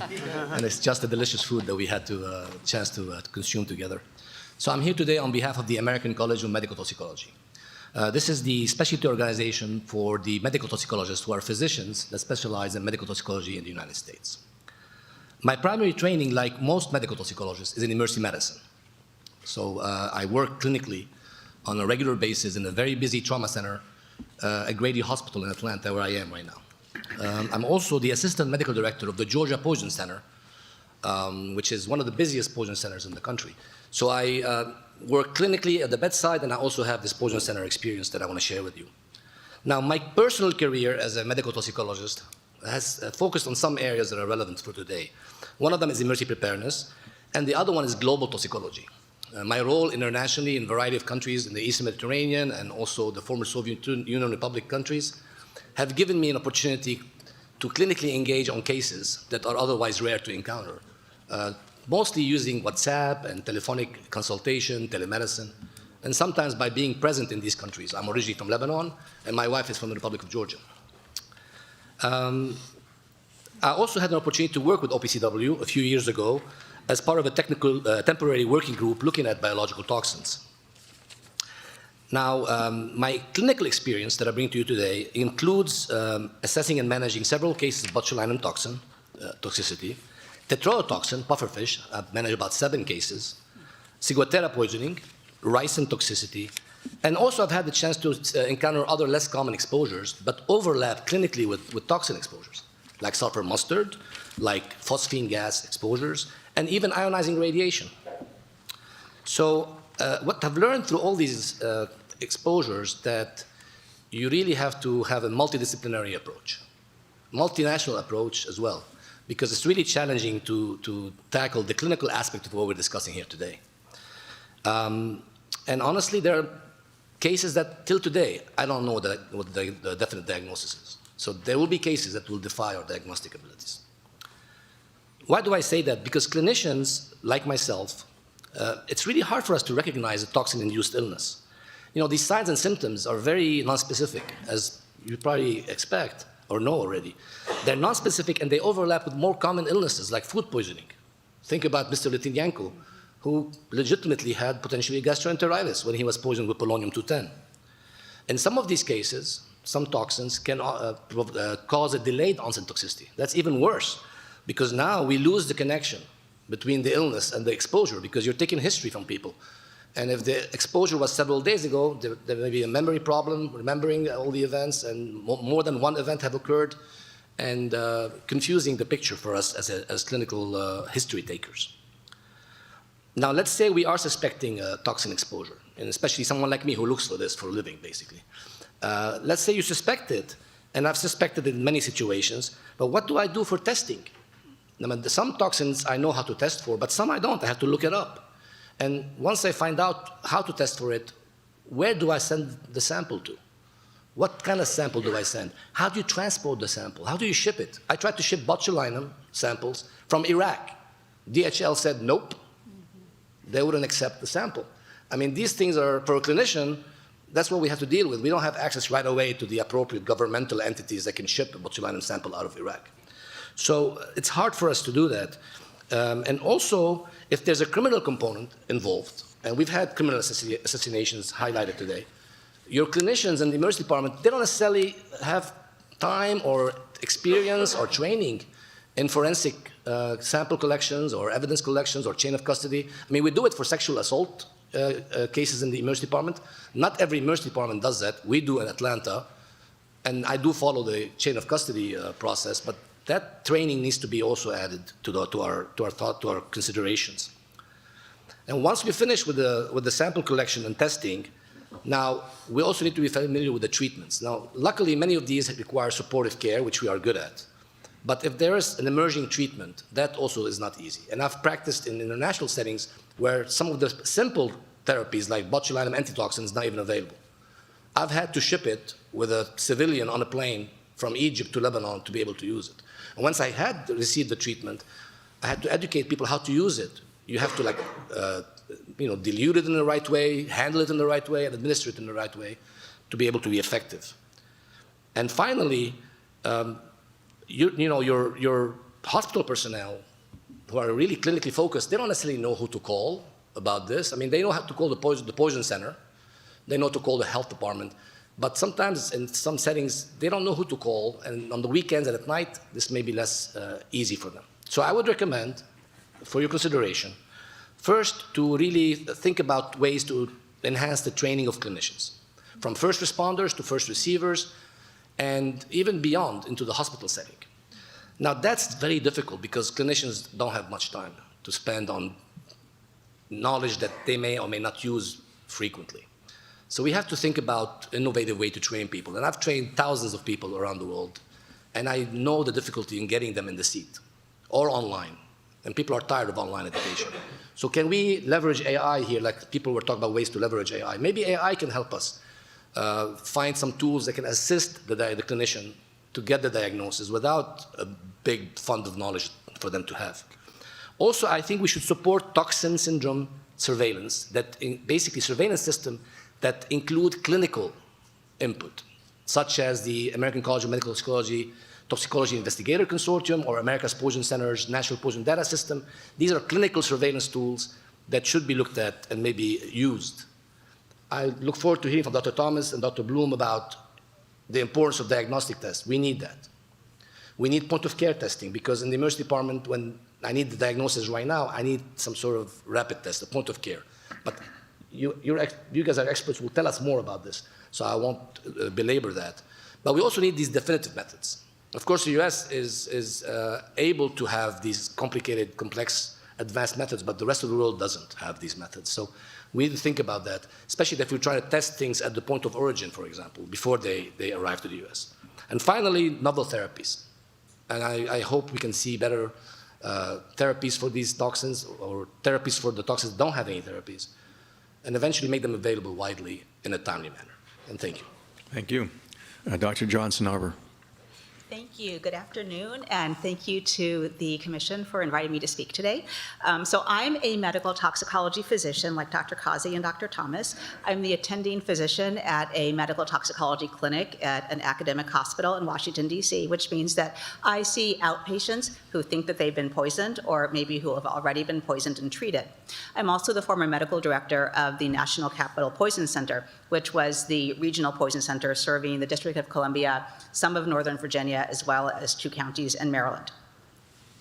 As a practicing medical toxicologist, I am continually amazed by how easy it is for people to obtain all sorts of toxins, including biological toxins, during their daily lives. And so I brought a couple of examples to show you today.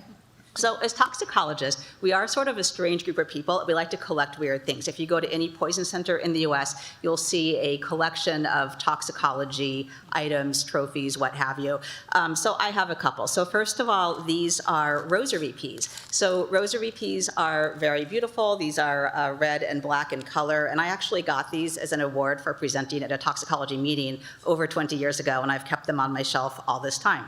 So as you can see, they're very colorful. These seeds are often incorporated into jewelry or other personal items. They're decorative in nature. However, they can also be processed into aberrin, which is very toxic, as you know. These seeds, as I hold them right now, are not going to be poisonous if I swallow them, but again, they can be processed by somebody who has the correct knowledge to do that. The second thing that I have for you today is a vial of botulinum toxin. So this is a prescription medication that some of the other panelists have already discussed. It's used in the US for treatment of various medical conditions ranging from headaches to muscle spasms. But as we has already discussed, we use it most commonly and most widely known for cosmetic purposes, including relaxing wrinkles and enhancing physical appearance.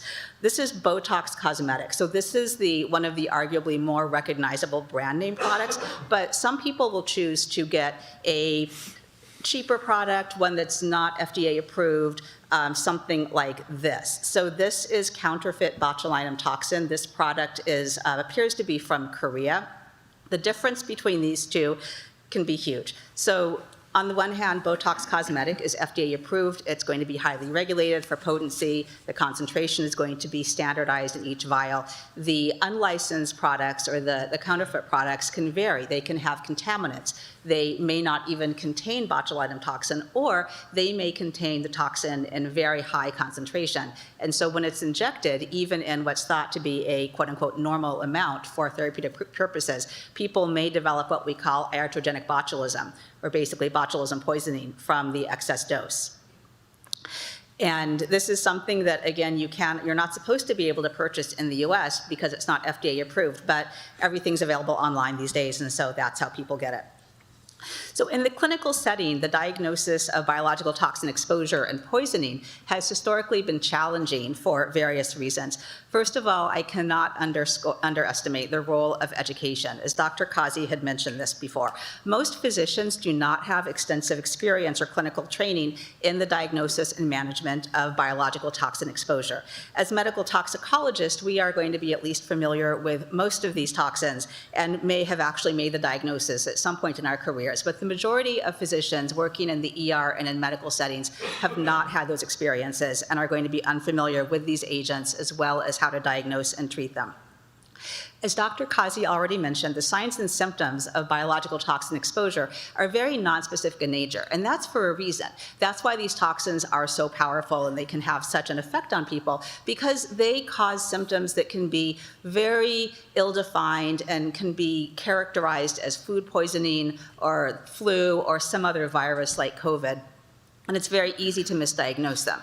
So as clinicians, we're the ones responsible for diagnosing, and in medical education, in undergraduate medical school education, the curriculum focuses largely on core topics like internal medicine, pediatric surgery, things like that, not medical toxicology.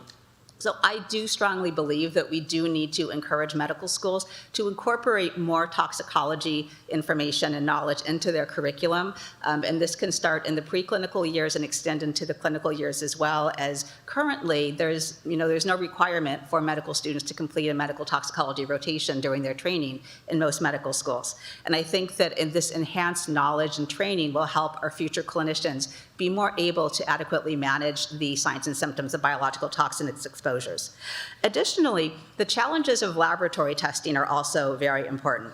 So in my medical toxicology clinic, I encounter people from DC, Maryland, Virginia, and even overseas who have legitimate concerns for being exposed to biological toxins or other poisons. And many patients, as well as their referring physicians, think that I'm going to be able to order a simple blood test or a urine test or a hair test to make this diagnosis. But in reality, many poisoning syndromes do not have a commercially available test that I can run. Even when there is such a diagnostic test available, it typically cannot be performed within a short amount of time. So in many cases, the test is often a send-out test. And this means that it has to be sent out from my hospital in DC to a laboratory in a different part of the country. And that can take days or sometimes even weeks. In some cases, the test results can be delayed even further because of issues with the machines used to run the laboratory test or the reagents used to process the test.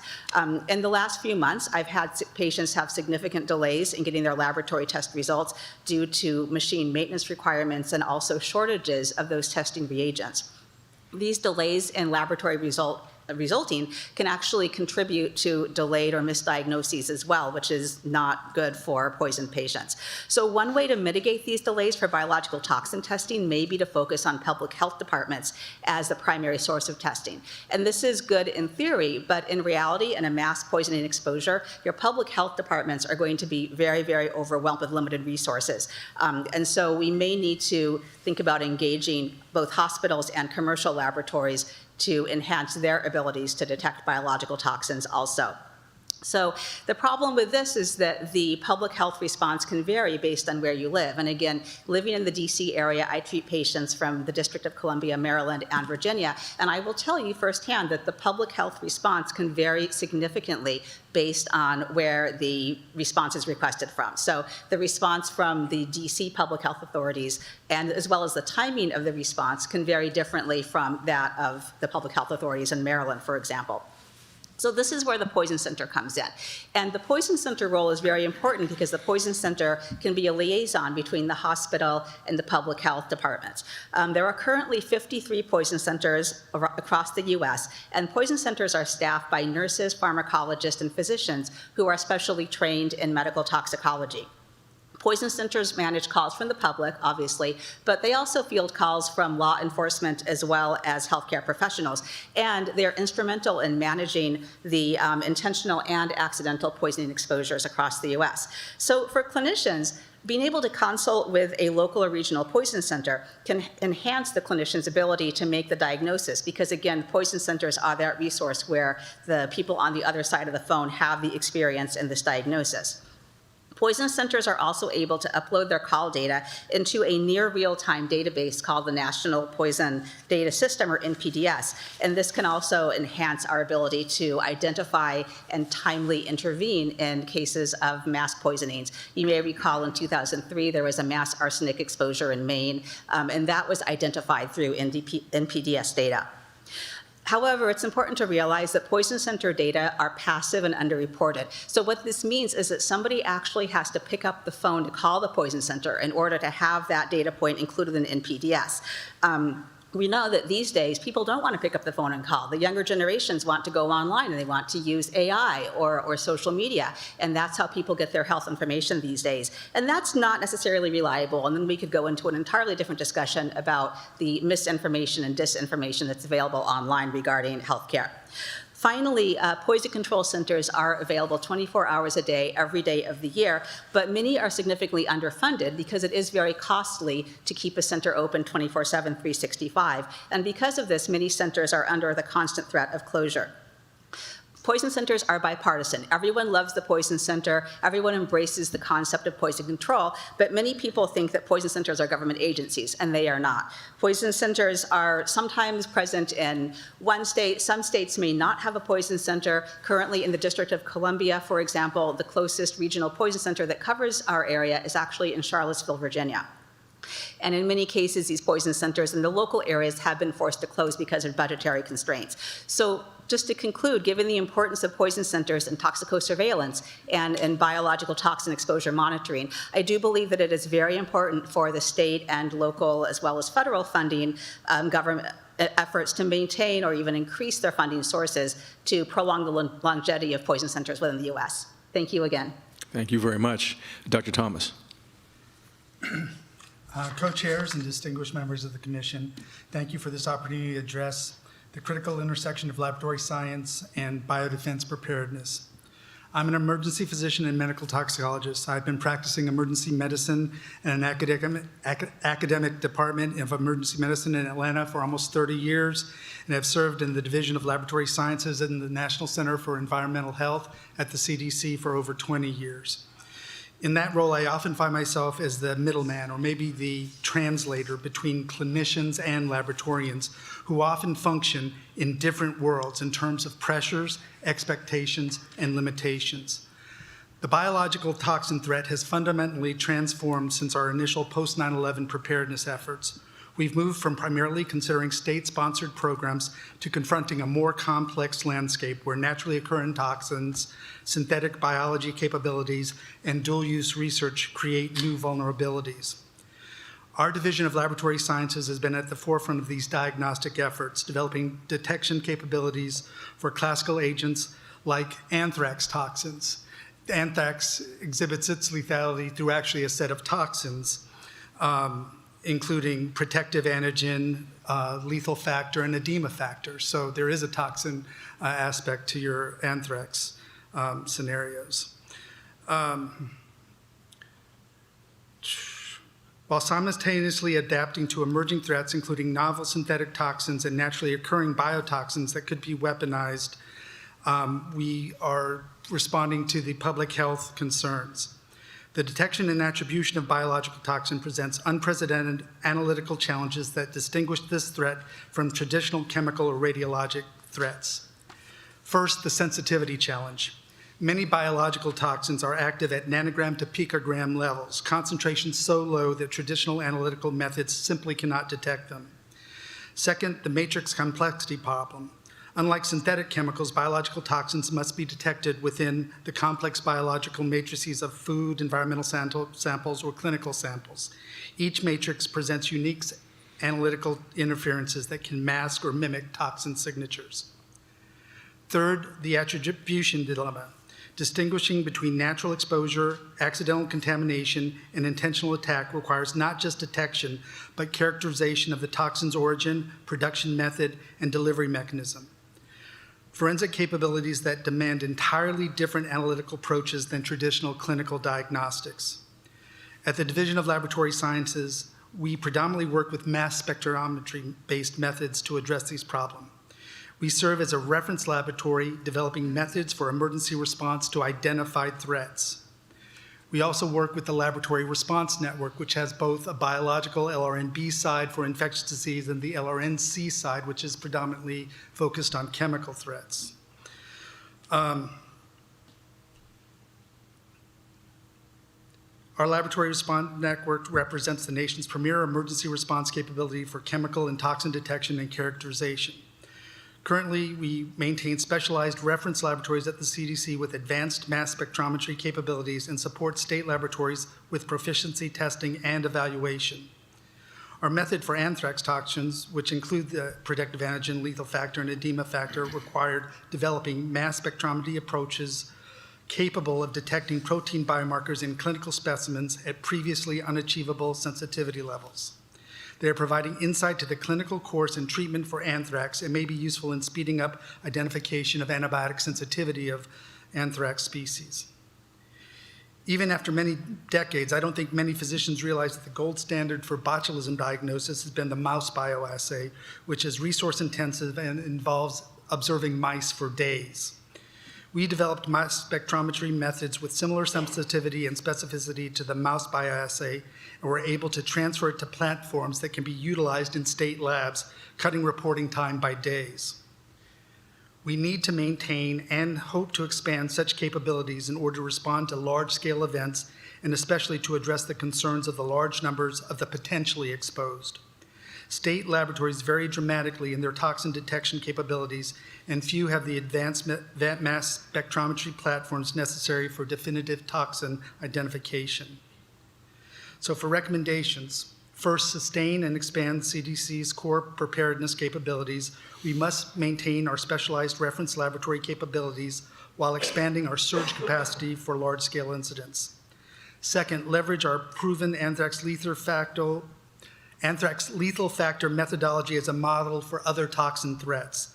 This approach, which combines sensitive mass spectrometry detection with clinical correlation for patient management and medical countermeasure distribution, provides a template for addressing other biological toxin threats. Third, expand state, local, tribal, and territorial preparedness capabilities. We must move beyond the current hub and spoke model to create distributed detection capabilities that can provide rapid on-site toxin detection.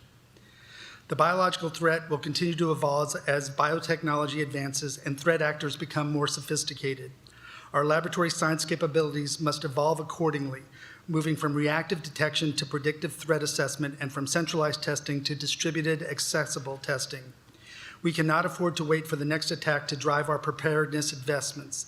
The time to build these capabilities is now. while we still have the luxury of preparation rather than the urgency of response. These efforts will support a safer, stronger, more prepared, and more prosperous America. Thank you for your attention to these critical issues.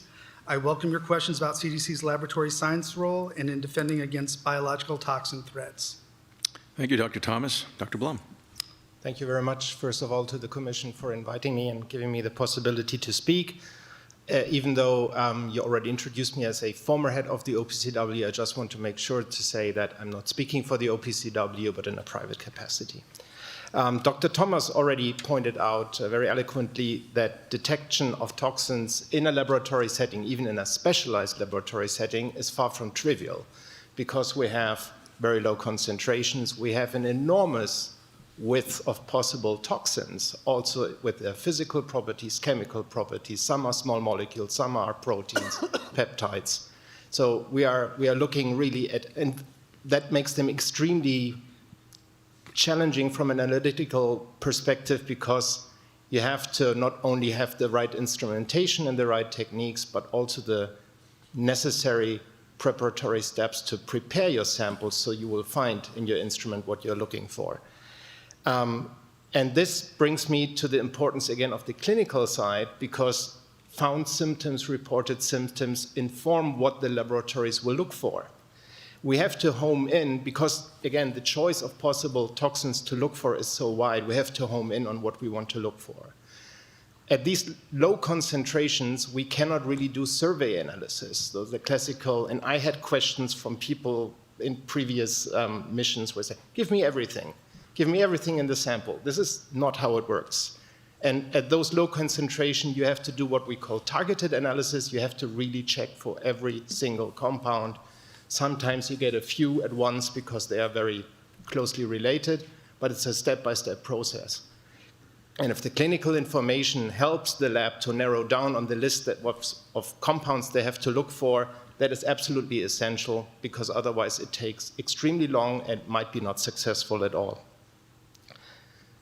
Time, of course, is also of the essence. If we have a poisoning case somewhere and the police is investigating, and we might have a high-profile case, Navalny, Skripal, also others, of course, if it goes to the political level, a government wants factual information, ideally yesterday, about what is it, what has happened, who did it.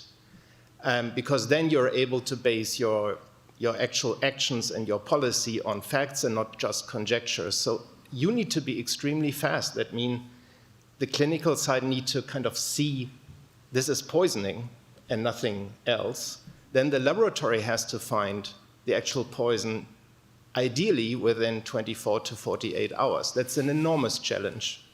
And sometimes that might work, sometimes it might not work, and things get delayed. That gives an adversary time to exploit the situation, something you definitely do not want. So regarding toxins, we have heard already there are two toxins on the schedules of the Chemical Weapons Convention, saxitoxin, small molecule, and ricin, a protein. And they have been there kind of as placeholders. So also they're there from the beginning of the convention. In principle, these schedules can be enlarged. And by now, the OPCW has started to do proficiency testing for ricin and for saxitoxin, and there's also now a specific designation status for laboratories for this kind of toxin analysis. Still, to enlarge that to other toxins is not trivial, A, because yes, developing new methods and doing this test requires resources at the OPCW, but also at participating labs.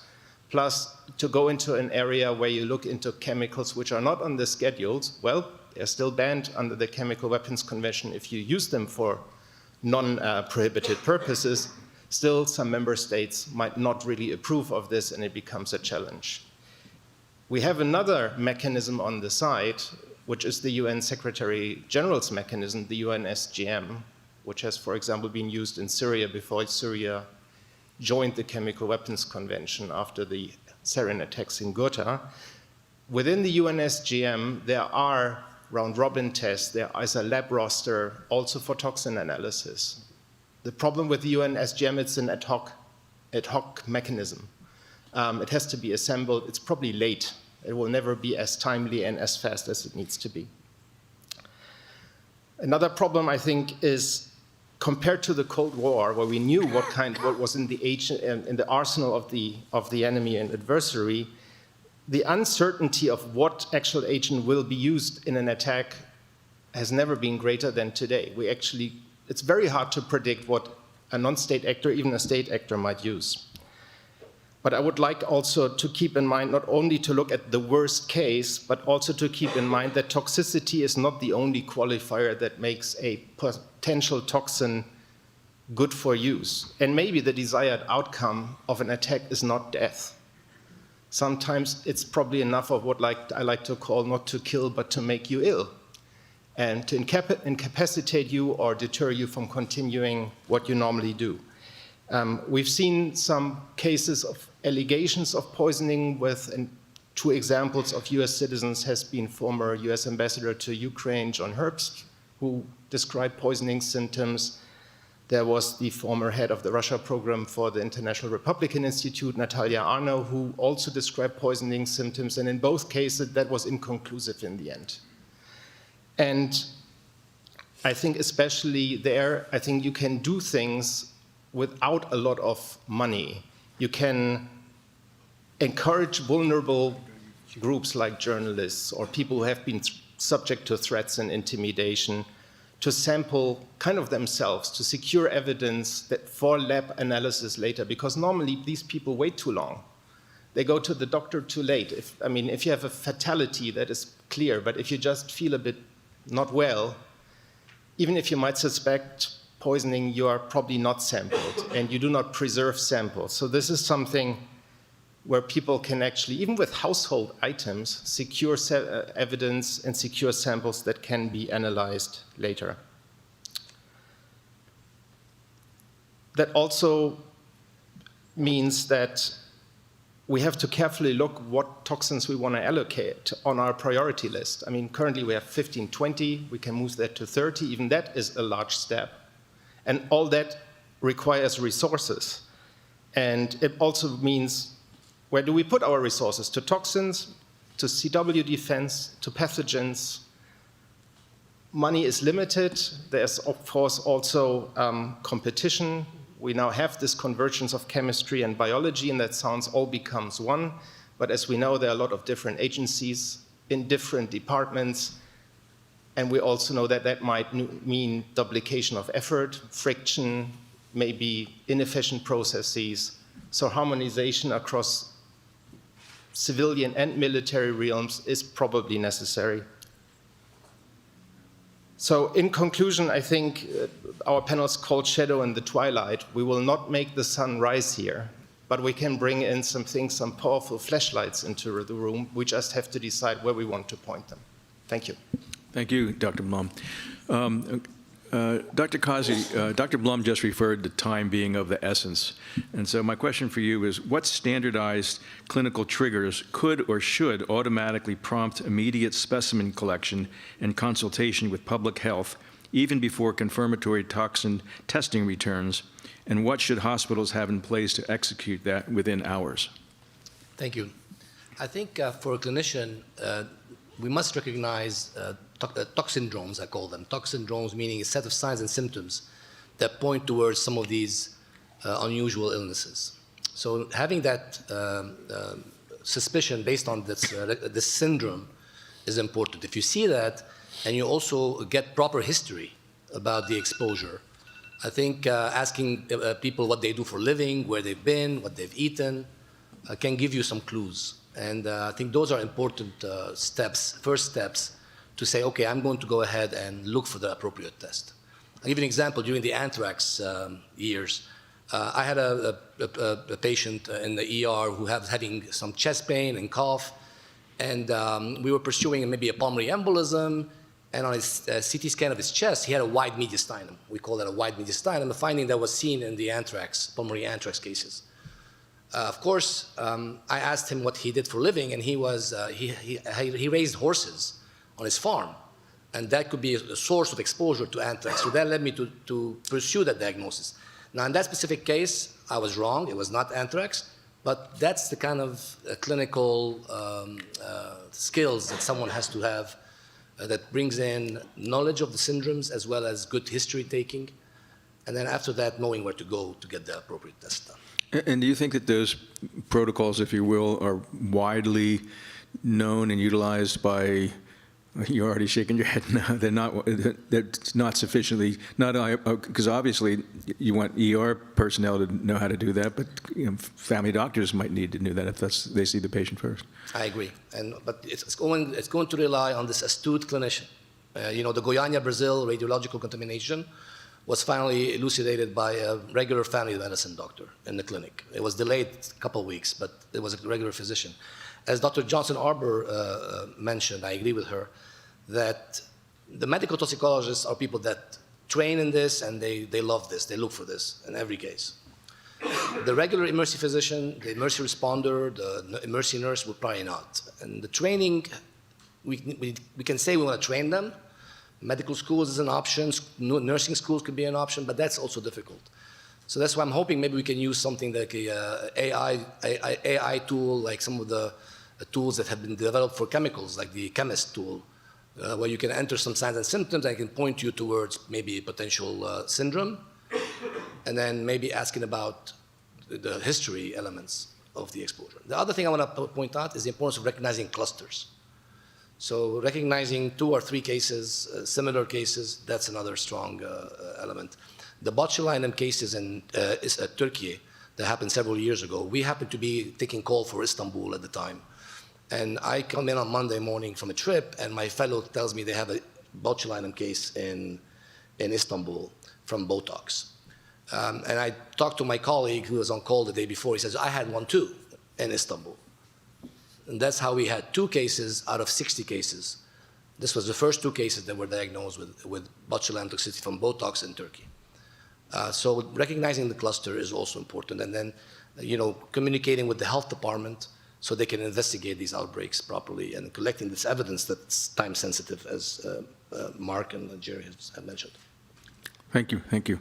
And Dr. Johnson-Arbor, on this similar topic of the timeliness of the need for very timely diagnosis, if you will, where do you see the biggest failure points in the handoff between emergency departments, poison centers, state and public health labs for suspected toxin exposure, and what specific workflow changes would most reduce time to treatment?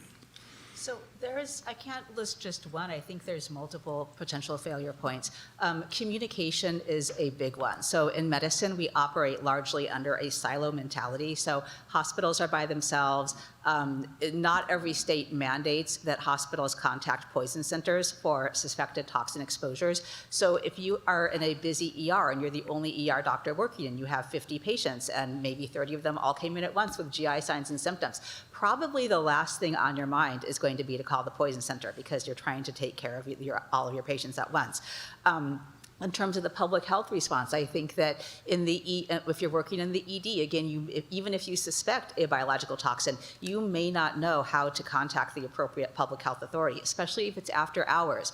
The normal number on Google may go to voicemail, and you may not have the knowledge or the understanding of how to get the correct contact. So I think having open and ongoing lines of communication between all 3 of those entities, the hospitals, the poison center, and the public health authorities, is very important. And that's something that has historically not been considered too strongly. So I think if you're working in the ED and if you have a good relationship with your poison center and you know how to contact them and you feel comfortable contacting them, that's helpful. But that's not the norm for a lot of places. So a lot of physicians right now are rated based on their productivity, for example. So if you take that time to make the call to the poison center, to be on hold or to be talking with a poison specialist for several minutes, that takes away from your ability to treat another patient, and that is going to take your productivity and in many cases your reimbursement down.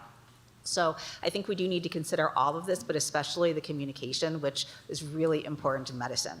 Is it someone's job to spread that message to all of the health centers? So as medical toxicologists, we do have a large role in advocacy for the utilization of poison centers. I think that overall, and especially as time goes on, the role of the poison center has changed or has evolved. So back when poison centers first came into existence, several decades ago, there was no internet. So if you had a question about an exposure, it made reasonable sense to pick up the phone and call. Now everything is different. So now some people argue that you actually don't need a poison center, or you only need maybe one center for the entire country.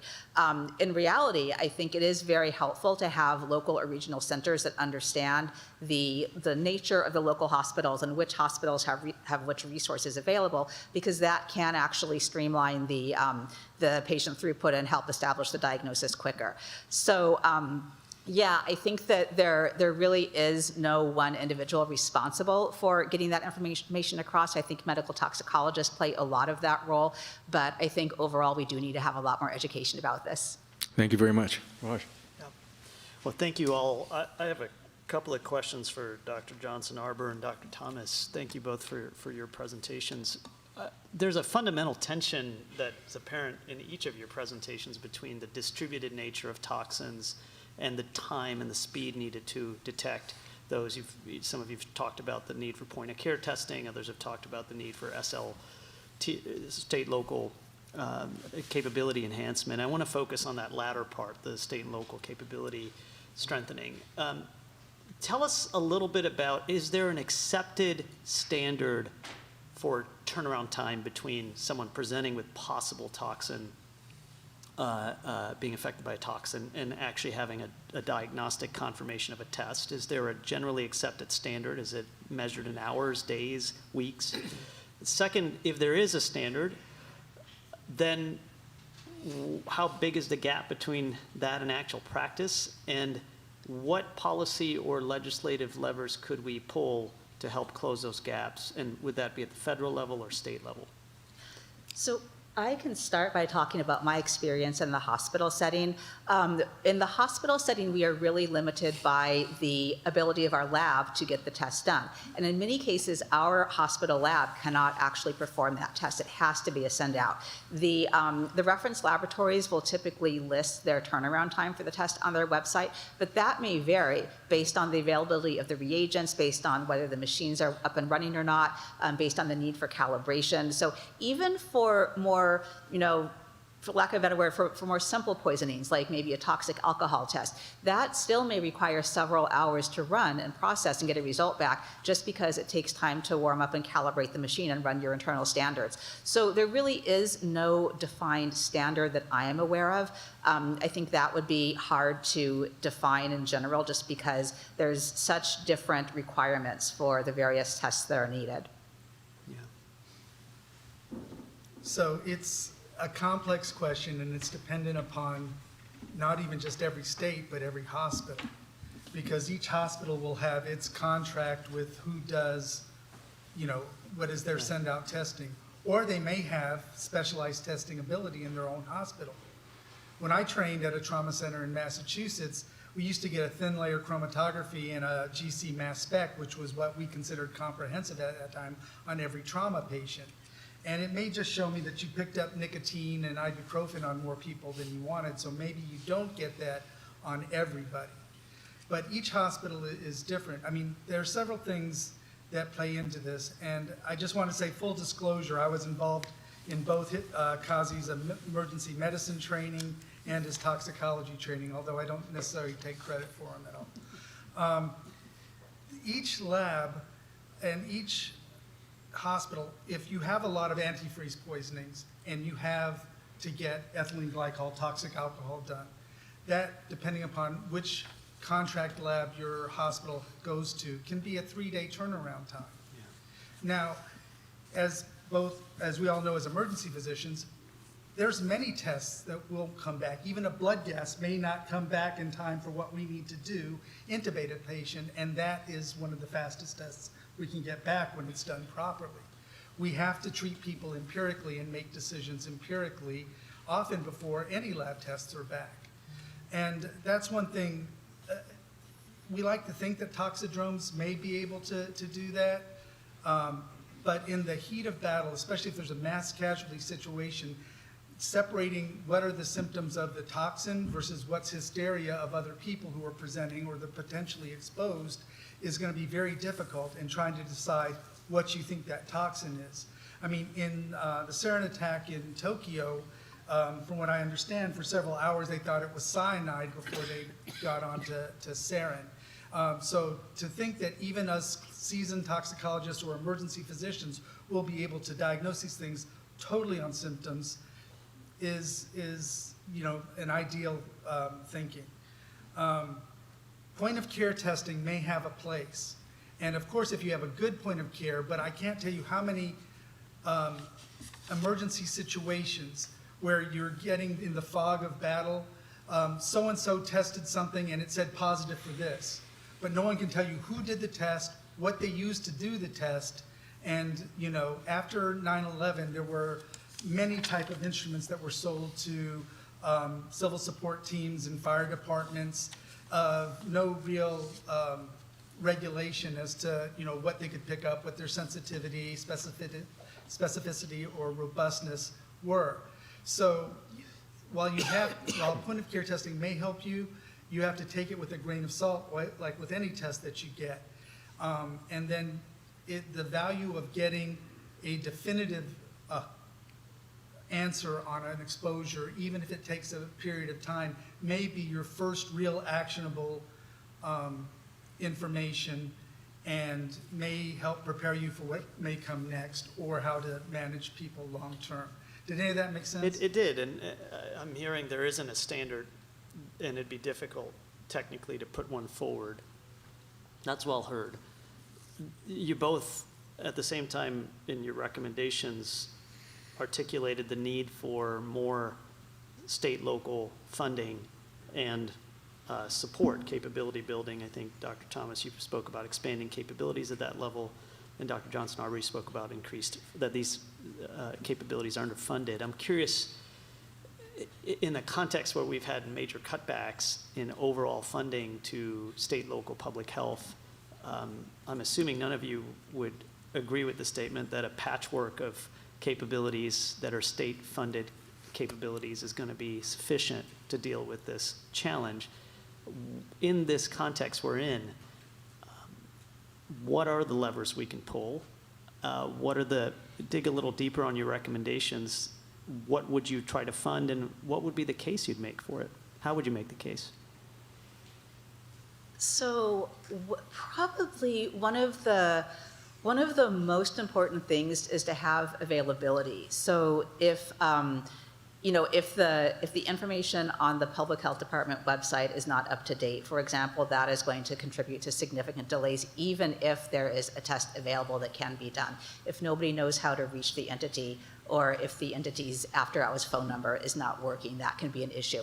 And that has been an issue before. I know for, certain diseases are reportable, and it can be challenging to find somebody at 2 a.m. to report, an suspected anthrax or some other condition to in the middle of the night. So I think maybe something just as simple as is improving what is available, like the public-facing information on websites and call centers would be beneficial, and that would take a lot less funding than actually enhancing lab capabilities, for example. But there's so many holes in this process. That's one of them. Yeah. There's a lot that could be done there. Yeah. I think a lot of times when we on the federal level, and as an active Fed right now, advocating for funding may not be something I do at the moment. Sure. But we think that the system, will follow our plans. While hospital has different priorities and things that they're doing, EMS has different priorities and stresses that they're going under. And they don't necessarily think that they're part of a plan, and we're not always cognizant of the problems they're facing at the local level. I see a history for infectious disease and public health, and there's even someone in every hospital that's your infectious disease person who's communicating with public health on a routine basis because of infectious disease problem. That doesn't exist and doesn't have the history on the chem side. There's not really there are some states that have reportable exposures, but there's not reportable things like you have to do or are expected to do in medicine on the chem side. And so things that might be reportable if you suspect it. Establishing a more regular relationship on issues of exposure between hospitals and EMS and public health or the poison centers, expectations that it happen. Sometimes it does happen. If you have to admit a patient with an exposure, they may say, did you get poison center involved, and things like that. There's so many stories we could tell you. Let me know if these are giving you an idea of what the reality is on the front end. Yeah, it's helpful. Thank you. Fred? So, thank you very much for your thoughts. And as I sit here and listen, I sort of put my congressional hat back on.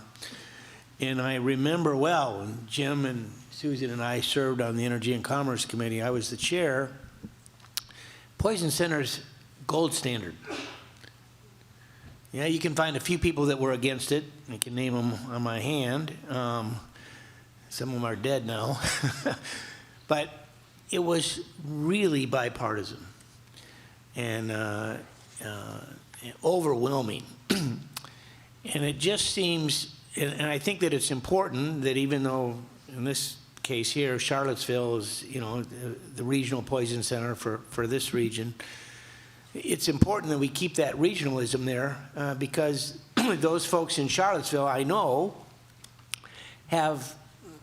they're looking out for this area. If something happens in Maryland or, they're going to remember that versus sending it to, sorry for anybody from Topeka, but if that's the one place, they may not know St. Joe, Michigan or, Arlington, Virginia.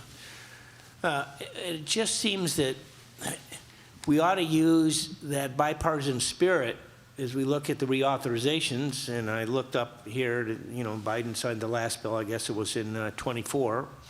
I wasn't in the Congress then. But we ought to use that to sort of integrate the players so that they can better communicate with each other and identify a problem, particularly using your county health departments, which, again, for me, in my district, were very important on a whole number of fronts, and our hospitals, and our med schools, and I've got a new one that's now at Western Michigan University. And I know that if I was still in the Congress, I'd be calling them this afternoon and finding out what are they doing on toxicology, in terms of requirements, and making sure that our nurses and our doctors are getting that training so that they can better integrate themselves to identify a problem as quickly as they can before it really balloons into something that's really tragic. So I would just say, Dr. Johnson-Arbor, I don't know if there's I don't remember if there's a network of poison centers. I know that they meet, but it just seems that there is a real opportunity to influence legislation to insist on things that really do make sense instead of siloing into departments where there's not the communication. So, Dr. Kazi? I was going to add that recently the RAND Corporation completed a study for America's poison centers, the 53 poison centers. Each dollar spent on funding a poison center, funding poison centers, is saving about $16 in return. The second, but there is still a gap, as she said, in terms of the communication and the penetration of a poison center into a community. And I think there needs to be also a push from America's poison centers and the federal government to encourage or require a formal relationship with the health departments. This formal relationship with the health departments is not uniform. My poison center in Atlanta, we are 1-800-PUB Health. If you call the health department at night on the weekend, it rings at the poison center. That's not uniform in every state. So that needs to be done. Also in chemical emergencies, currently, the EPA, of course, is the first responder on these. If there's a health concern, they contact the health department. At that point, the health department can contact the poison center if they think about it. I think the poison center should have a natural place in the algorithm of the response of a chemical emergency. Third, toxins. They are interesting because we laugh about it in our field. We fight with infectious disease doctors about it. Because they call it an infectious disease problem, we call it a toxicology problem. So often a toxin at a health department is managed by the infectious disease professional colleagues of ours. And the Poison Center, which is staffed with toxicologists, are not involved, except in specific cases. So, you know, the definition of what a toxin is, I think our previous panel talked about that, is important. Is it biological? Is it the chemical? And mitigating some of these misunderstandings, historical misunderstandings, can improve the role of poison centers in toxin-induced events. Well, I just know that there's, you know, the general public feeling is on Poison Center is enormous in terms of being a positive. I mean, as a parent, I mean, some issue that's there, you got to get to someone right away to save maybe the life of that child or partner or whatever. So there's a real opportunity to influence and have some real leaders on both sides of the aisle to work together to get something done. So thank you. I am going to follow up with my folks back home. So thank you. Thank you. Tom? Well, I join in thanking you for your excellent presentations as well. You've each referenced public health on a number of occasions and the importance of public health. I've been very concerned over the last couple of years in particular at the attrition level in public health services and personnel, over 30%. And I'm very concerned about its implications in many contexts, but especially this one. In addition, I'm from a rural state, and many rural states have lost hospitals. We've seen an attrition of over 200 hospitals that have closed in the last decade. Dr. Kazi, you noted that you have a concern about the degree of education and training available for dealing with toxicology issues. And Dr. Johnson-Harper, you mentioned that, as I understood what you said, that there is really no central location today, no central source of information.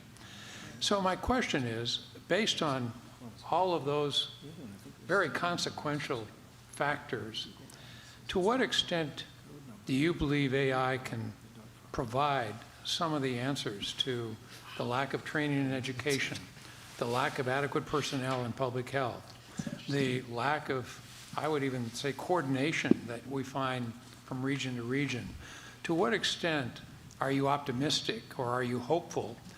And can you point to any particular aspect of this that gives you that optimism about our ways to address this challenge as we look forward? And I just open it up to anybody who wants to answer the question. I'll just say that AI can be misused by someone who doesn't really think about what they're reading, but it can help for people that are trained in medicine, whether they're nurses or paramedics or doctors, and that they may not know what epsilon toxin would do, for example, but they may be able to get some guidance. And then getting help from a specialist, like a toxicologist or infectious disease specialist at them. We did, I personally was involved in efforts trying to ask medical schools at a national level to include more content in this area. Because medical school or nursing school, these are appropriate locations to train the workforce at a basic level. And they can become surgeons and dermatologists later on, but at least they've had that foundation. We need to continue pushing for that. Currently, with the barriers, there were lack of time on the curriculum and other more important topics, and the shrinking of medical school training as well. But maybe we should not give up on that. Maybe AI can facilitate some of this.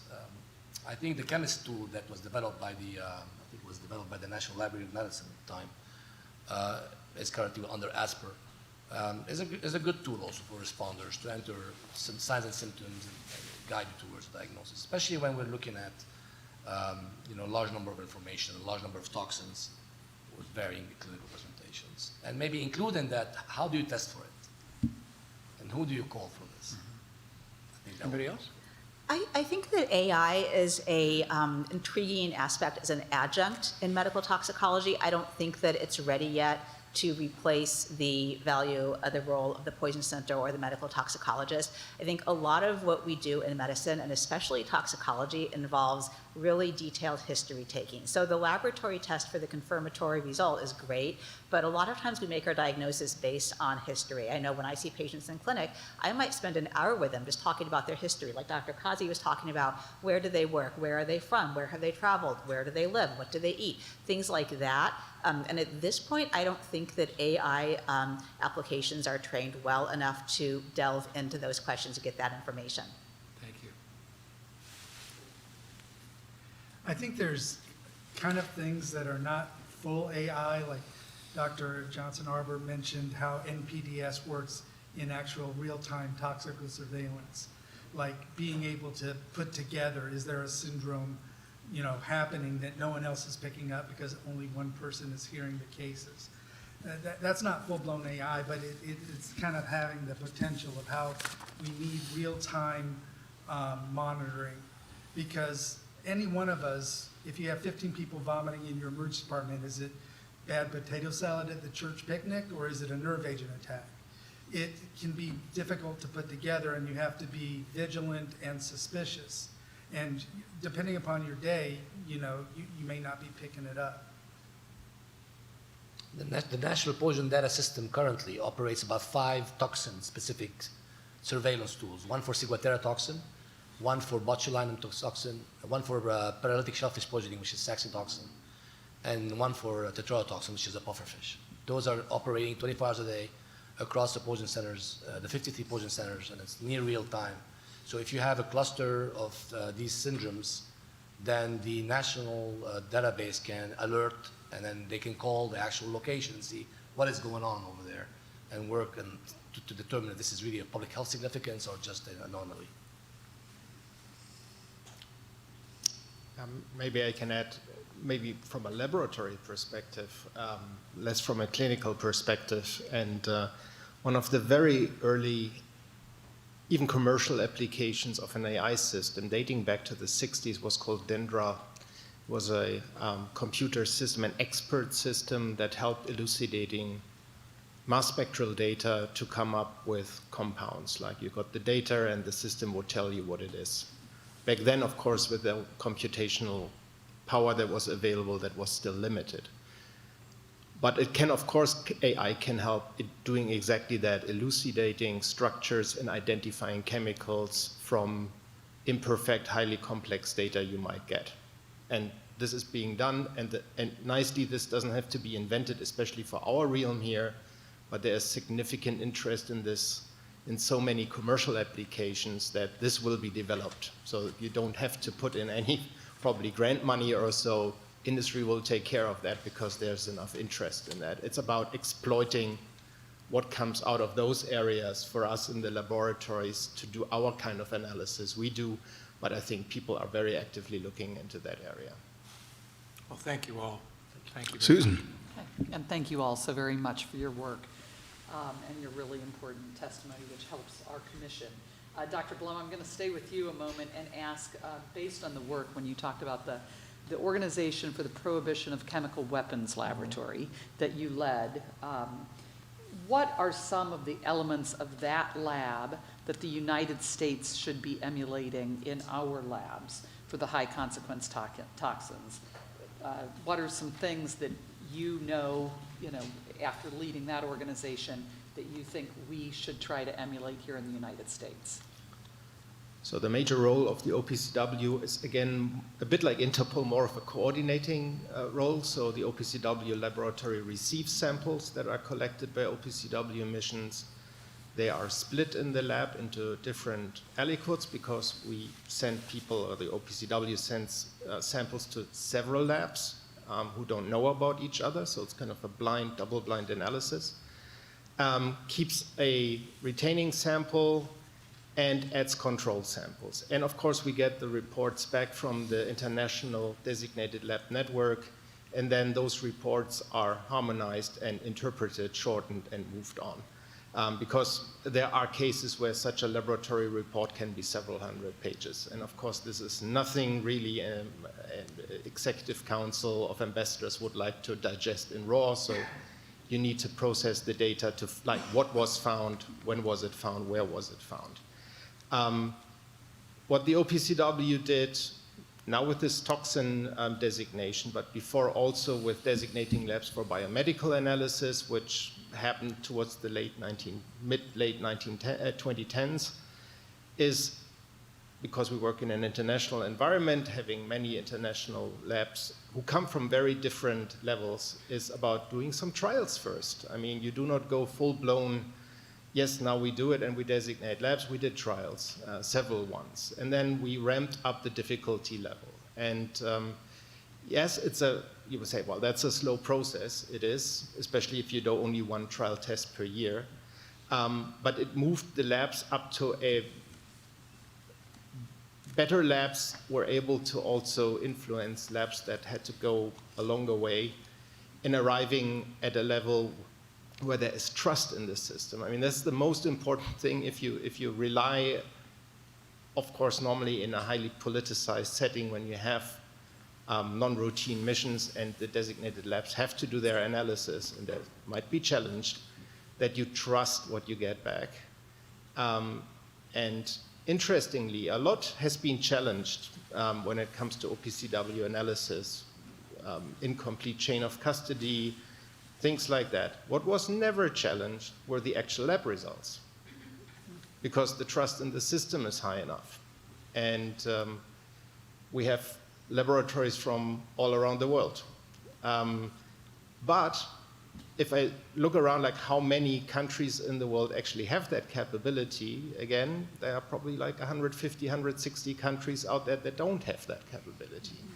And where you can think like, well, you can probably freely roam and do bad things because these countries are not able to do the analysis. And when something happens, they might not have protocols in place, like memorandum of understanding or something with a country they trust and work with, especially like if there are good relations with the United States, to say, look, we can invoke this on very short notice and we can transport the samples within like 24 hours to our lab and we do the analysis for you. Because if you have to start by government A contacts government B, embassies talk to each other, then maybe The Hague is involved. You already know this is like already 2 weeks past.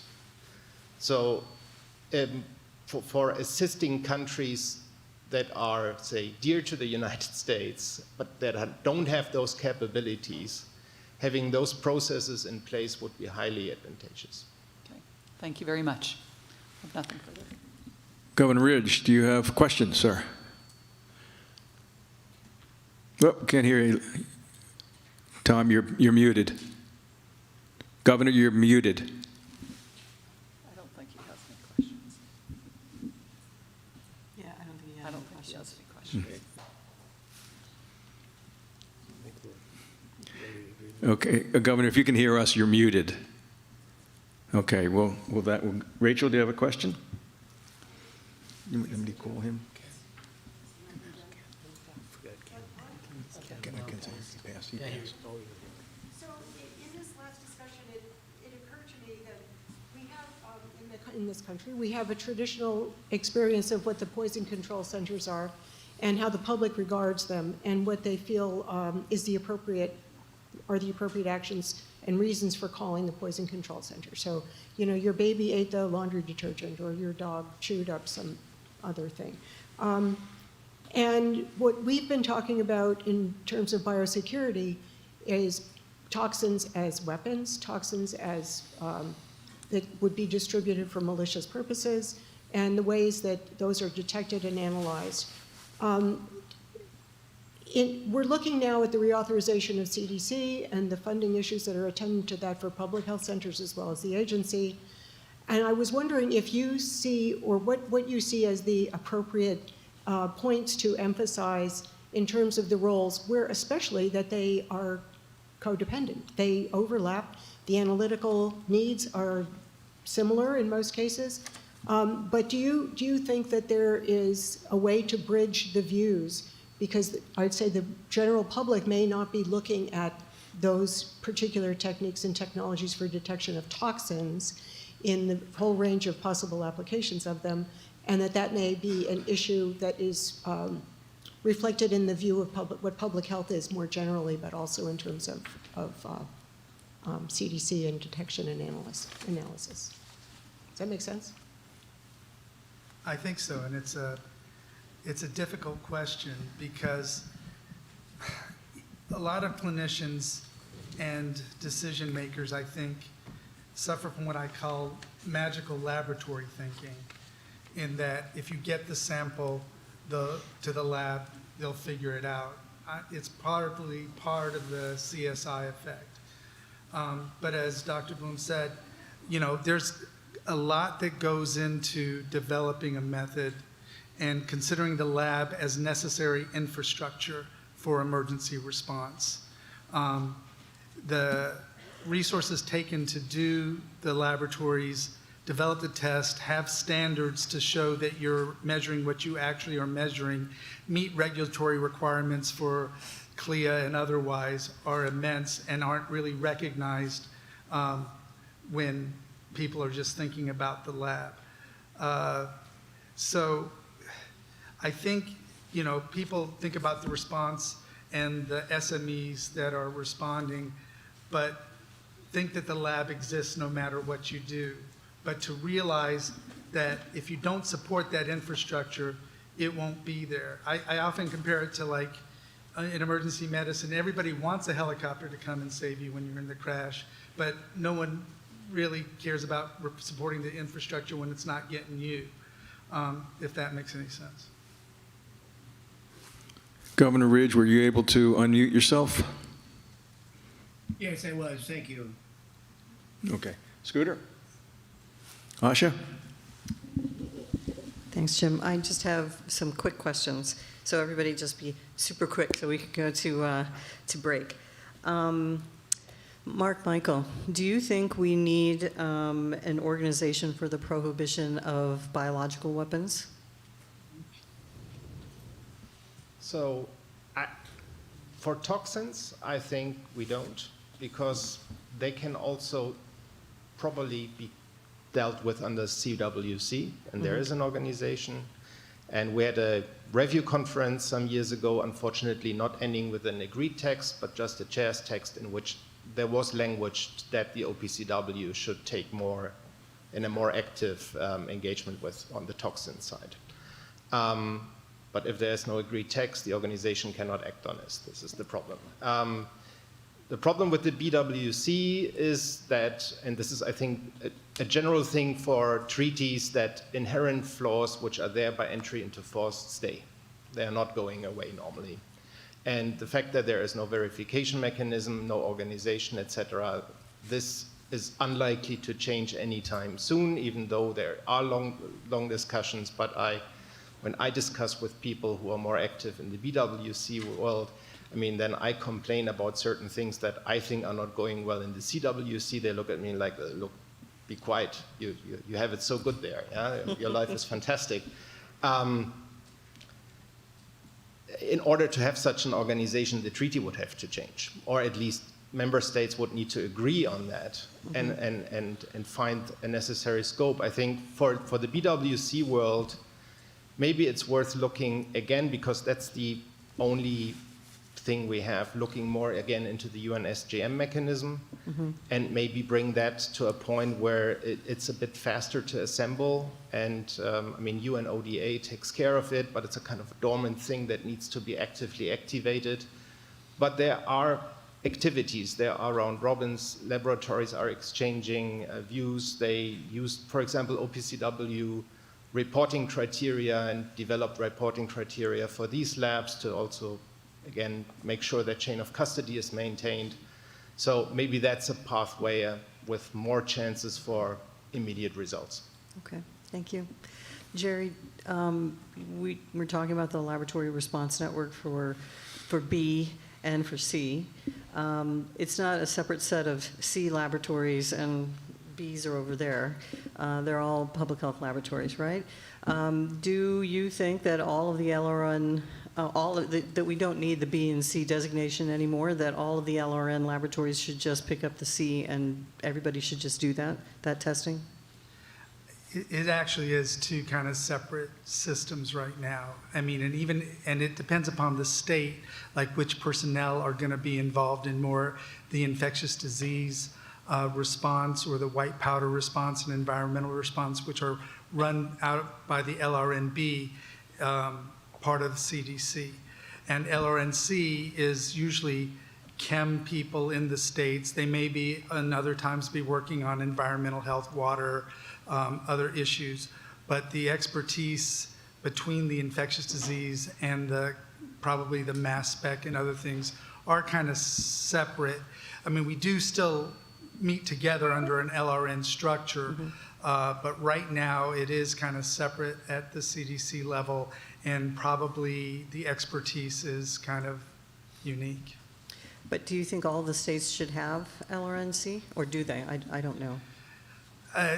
Each state, as you can imagine, each has different capabilities and different forces, and even the LRNC staff, depending upon the priorities of that year of the state, may be tasked to do more infectious disease things. And as you know, personnel can change over at any time, and funding for the chem versus the infectious disease response will change depending upon the priorities of the state and the decision makers there. Okay, thanks. Kelly, we were talking obviously about the poison control centers. I remember in the past we've had ups and downs in terms of funding. Are the poison control centers funded by the federal government? So poison centers do get some funding from the federal government, and they also get funding from state and local governments as well as public entities. So many poison centers are housed within hospitals, and the hospitals will absorb a lot of the cost of managing the centers. There are just a handful of centers, maybe 2 or 3 maximum now, that are independent, that are entirely reliant on the state and federal governments for their funding. Okay. National Capital was one of those. And so I, in my role as medical director there, I would have to go down to Richmond, for example, and to DC Health and lobby for funding for us. I see. Okay. So do we need a different funding structure?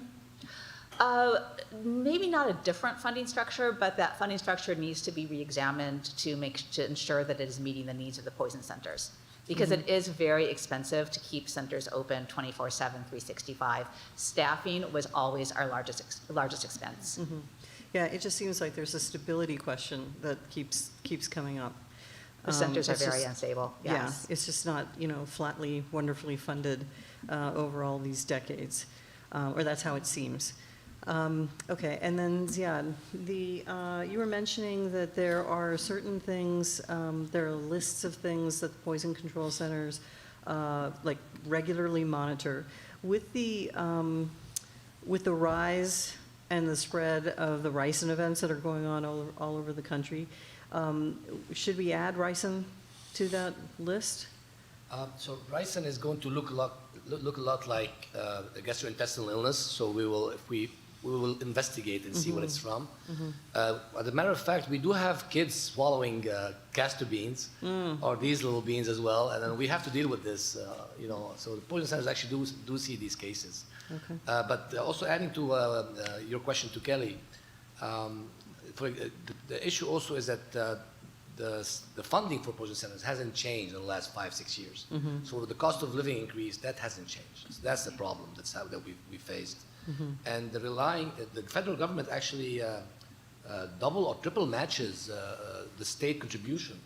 So if you get a $400,000 from your state, the federal government, I think through HRSA, will give you like $1.2 million. So the issue sometimes is that the state, because of funding challenges, they remove that funding, not realizing we're losing All the the rest of match it. as well, the triple match. I see. Okay. Thank you. All right, we thank each of you for sharing your expertise with us and for your service. Thank you much. Thank you. We want to be respectful of everyone's time, and I think in the interest of time, we're going to move straight to the third panel. So we'll invite our third panelist to come to the table.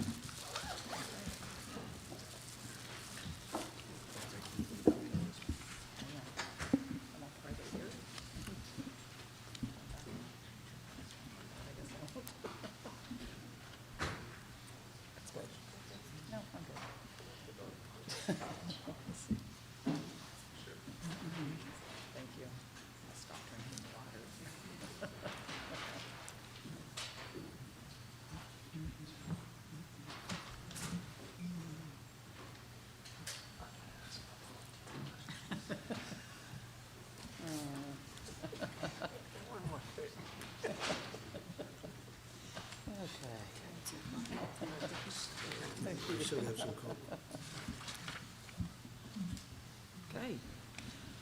Well, welcome. Thank you so much for moving up, and pleased today to have two experts to talk to us.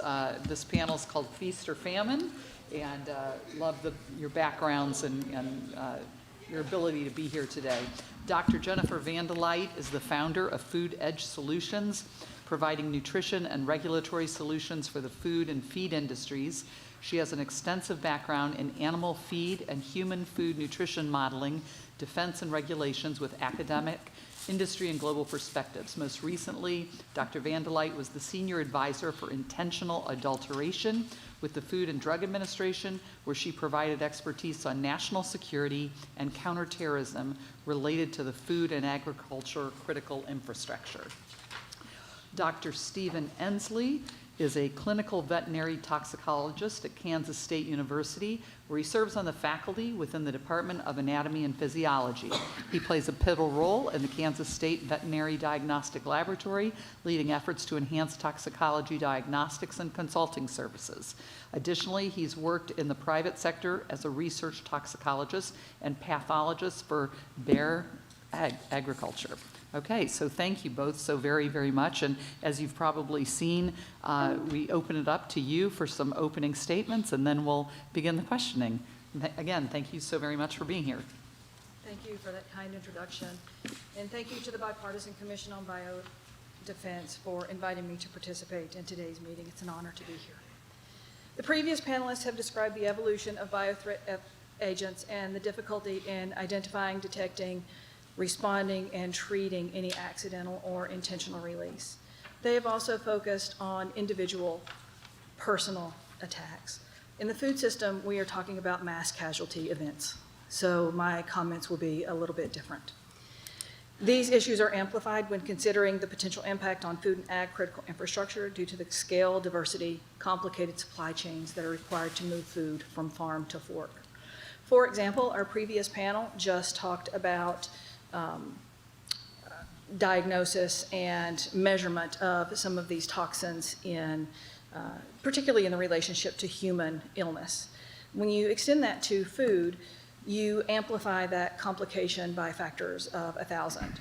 Just if we were thinking about the dairy industry only, the analysis that you would use for milk is different than the analysis you would use for cheese, is different than the analysis you would use for whey powder.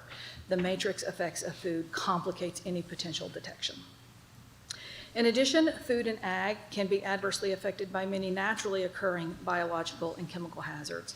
Cyanide in almonds, mycotoxins in many of our grain and agricultural supplies. Food producers work diligently to control the risks of these hazards every day of production by implementing biosecurity measures and food safety plans, which are literally the backbone of biodefense in the food and ag critical infrastructure. Any recommendations to improve national biodefense should incorporate the importance of maintaining and improving congressional mandates, regulatory actions, and private sector support for biosecurity and food safety requirements throughout our food supply chain.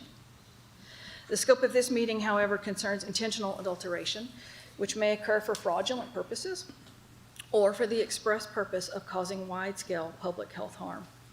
Intentional adulteration of our food system is not new, but current and economic and geopolitical tensions set the stage for an increased prevalence of intentional adulteration throughout our food supply. When food is intentionally adulterated for economic gain, it's called food fraud. Although most food fraud incidents do not result in adverse human or animal health impacts, wide-scale human health harm can occur, with examples such as cumin being diluted with peanut shells, milk products being adulterated with toxic chemicals, or food that is contaminated with pathogens being knowingly released to the market. In the United States, it was estimated in 2010 that the annual cost of food fraud was between $10 to $15 billion, and these costs do not include inflation, medical costs, lost productivity, or lowered life years due to human illness and death. In addition, the likelihood of food fraud increases when economic conditions and affordability are challenged, or when food production environments are disrupted by severe weather or disease outbreaks. Both of these conditions exist today. As startling as the magnitude of food fraud incidents may be, weaponization of biothreat agents to cause wide-scale public health harm is more concerning. concerning. The largest bioterrorism attack in the United States occurred in 1987 and used food as a delivery device for the biothreat. This is the Rajneeshi Commune attack in the Dalles, Oregon. More recently, a food factory worker and his girlfriend were convicted of plotting a terror attack in the United Kingdom. The man had pledged allegiance to the Islamic State and was actively producing ricin for adulteration of the sauces he prepared at the food factory.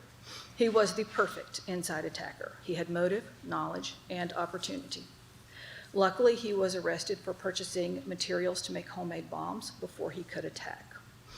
Although this example was a near miss, because the bioterrorism event was narrowly prevented, it serves as an instructive example.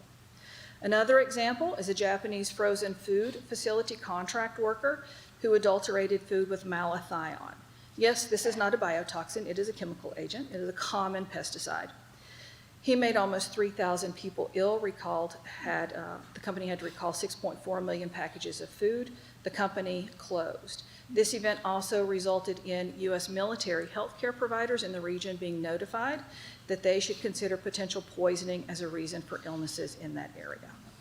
These two events are simply the tip of the iceberg for food defense to date, and they all have three factors in common: an inside attacker, an easily obtainable threat agent that could be a toxin, and in many cases has been, and food as a delivery device for a weapon of mass destruction. Now that everyone's wondering if the food you're going to eat tonight at dinner is safe, let me explain what I actually see as the biggest national security biodefense threat this country faces. It's also one that is not being adequately addressed at any governmental level. Offshoring production of critical nutrients and entire food categories has resulted in foreign dependence of foods and ingredients that are being produced in countries with geopolitically tense relationships. This foreign dependence, combined with an increasing likelihood of intentional adulteration, is simply a biodefense and national security incident waiting to happen. So how do we improve biodefense preparedness? I have 5 actions that I'll outline. Maintain the preventive controls for human and animal foods, 21 CFR 117 and 507, and enhance FDA inspection of food fraud requirements of this regulation. Maintain the mitigation strategies to protect food against intentional adulteration, 21 CFR 121. Finalize its guidance and accelerate FDA inspection of both foreign and domestic facilities. Encourage alignment of food defense measures for USDA-regulated facilities to provide regulatory consistency for dually regulated facilities. In our food system, many of our food companies produce both FDA and USDA-regulated facilities, and it's very difficult for them to comply with when regulations differ between the two agencies. Restore the staffing levels of the FDA Division of Preparedness and Emergency Preparedness and Emergency Programs, and similar divisions within the USDA to 2024 levels, with an emphasis on recruiting experts with food manufacturing, food systems, and supply chain experience. In 2025, this particular division experienced a 50% attrition rate and lost all of their food systems expertise. Identify international dependencies on key foods and ingredients, and develop national strategies and public-private collaborations to ameliorate these dependencies. In closing, our food and agriculture supply is vital to military readiness and national security. If we don't act, we risk the nation's ability to provide safe and adequate nutrition, the very essence of our well-being to our friends, family, colleagues, constituents, and institutions. I appreciate the opportunity to engage and contribute to this national discussion of our food system's resilience and the biothreat it faces. Thank you. Okay, thank you. Dr. Steve Ensley, yes. I'm a veterinary, or a large animal veterinary toxicologist, so I get all the calls. There are not very many in the United States, so I get those calls usually at Kansas State. I've got another toxicologist I trained there, and I trained another one at Iowa when I was there. And so food, for us, food animals or large animals in general are an important part of what we do. For small animals, we have 2 good call-in hotlines for toxin issues, for large animals are food animals. We don't have any.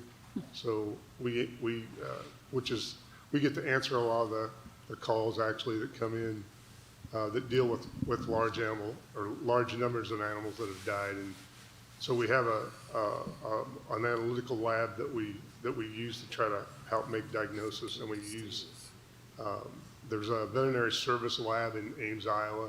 We use them. They do a lot of diagnostic work. We had a case within the last year where we lost about 55 horses in South Dakota from a rodeo operation that died from botulism, or that's what that was our final diagnosis, and we were able to use the diagnostic lab in Ames to help make that diagnosis.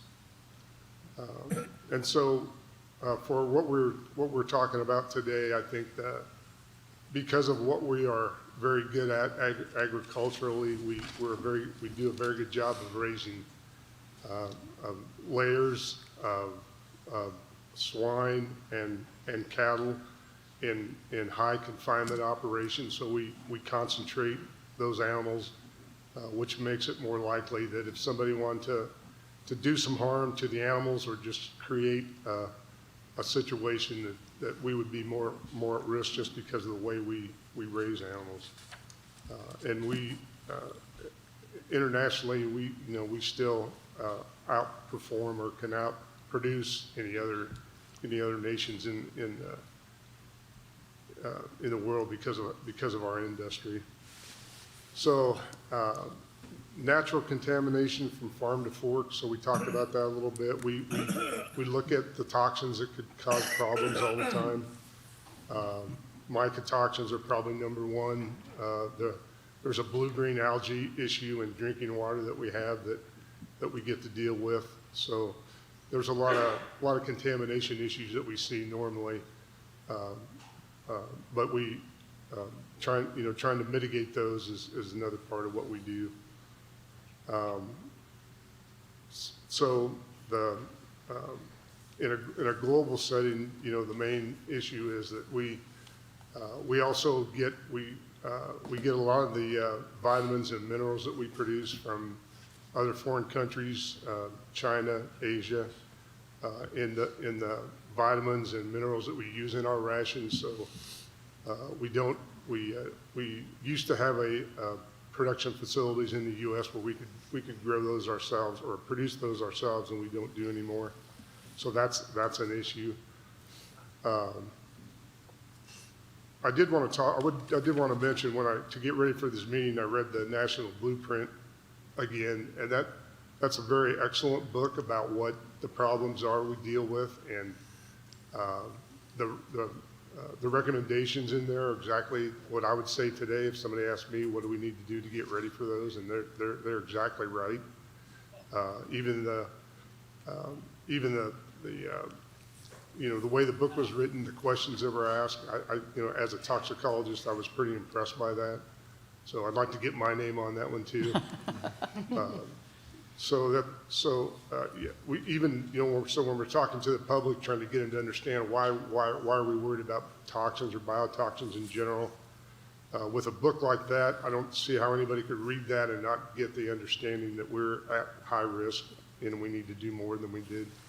Even the scenario that the book wrote about, about if we don't do that, this is what's going to happen. That's exactly what's going to happen, and anybody that reads that book should understand that. A couple things I wanted to talk about is that we do need a centralized antidote depot in the U.S. I've been doing diagnostics for a long time, and I've never used the veterinary stockpile that we have. So I emailed them this week and said, I'm going to be at a bio conference. I want to know how I access the supply, or who do I talk to get in touch. And they emailed me back and said it's a national security issue, so we're not going to tell you anything. Mm-hmm. And I said, I'm going to a Biodefense meeting, so I'm probably going to mention that.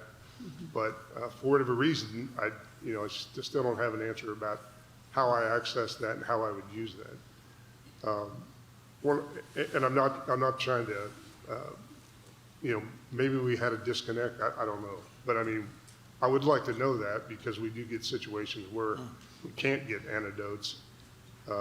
There was also the AVMA. There were some antidotes that we use that the AVMA took off the list of things we can use because there were food residue issues with those toxins. But those are the antidotes that we have on there are things that we see all the time as poisons, and we have limited ability to use any of those. So again, I'm not trying to say the FDA's not doing their job, or they're doing more than they need to, really, because if we have a exposure and we need those antidotes, they're not in the veterinary stockpile, I'm sure, and we need those to be able to do what we need to do. And again, after today, everybody stole my talk about the pink, or about the toads that have the poison that killed Alex in the Bentley. But so yeah, there's no. I think we know that people are trying to make agents that could harm us or kill us, or at least make us think that that's an issue. So for food animals, it's the same issue. And then in the news this last month, there was a biolab in Las Vegas that they found where it looked like they were trying to make some kind of they had mice there and potentially mycotoxins. And that lab was also identified as the same person involved in that lab was involved in 2023 in a Reedley biolab in California. And why that? That makes no sense. That why we've identified a problem in one area, they just moved to another area, and we have another biolab, so we're not doing our job there.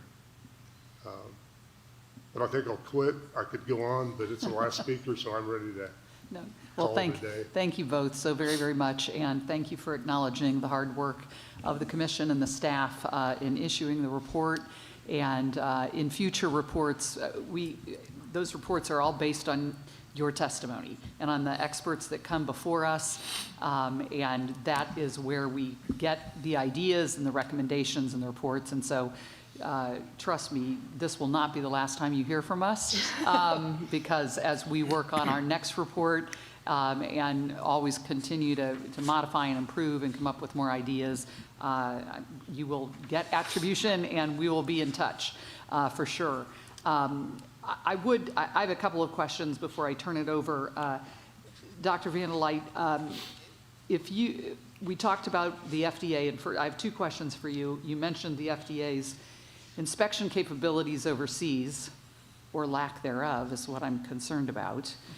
Because when I was in Congress, we had a hearing about FDA's lack of resources to inspect various labs in various countries that produce vital components of our medicines. And so I'd like, if you could just talk a little bit about where that stands with respect to the labs you're talking about overseas. And then my second question to you is if you could pick two changes to the FDA, and as you know from our reports, are there any specific authorities, or is there anything they need that they don't have right now in order to improve the work in intentional adulteration, which is a frightening subject. So any thoughts on those two things? It is. Every time I talk about intentional adulteration, and I've done it a lot, at the end of the event, everybody asks me, well, how are you going to go eat dinner? And my answer is, well, I'm going to get hungry. That's what I'm going to eat. I thought you were going to say you're a vegetarian. Yeah, and even that won't protect Yeah. me. So to your first question about inspection, the inspection that I was talking about is not actually inspection of laboratories. It's actually inspection of food facilities that are manufacturing our food. Right. Under the IA rule, any food that is being produced that will come into the United States for consumption is required to have a food defense plan, and they are inspectable by FDA. FDA currently has 5 inspectors that can do this food defense inspection.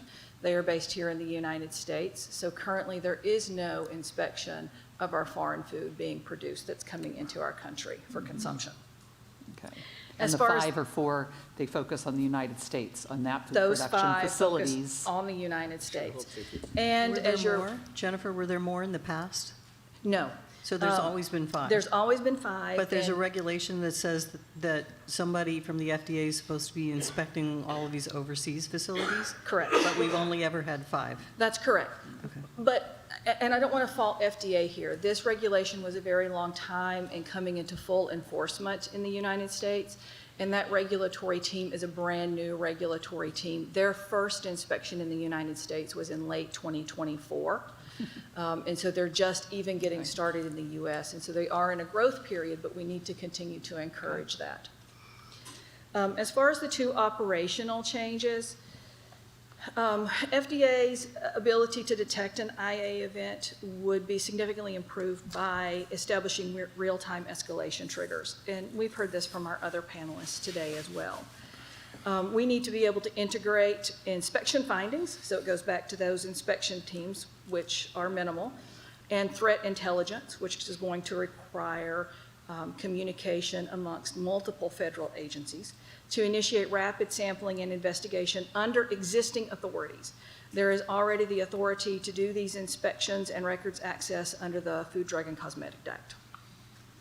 Restoring and improving that cross-agency coordination, which would include FDA, USDA, DHS, and FBI, under National Security Memo 16 and 22, would also help identify these escalation triggers and prepare a whole-of-government approach.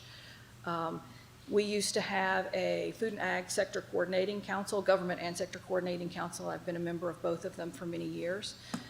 Those sector agencies, sector meetings have not occurred since 2024. It really diminishes our ability to understand and respond to threats. The cross-agency coordination, I just said that.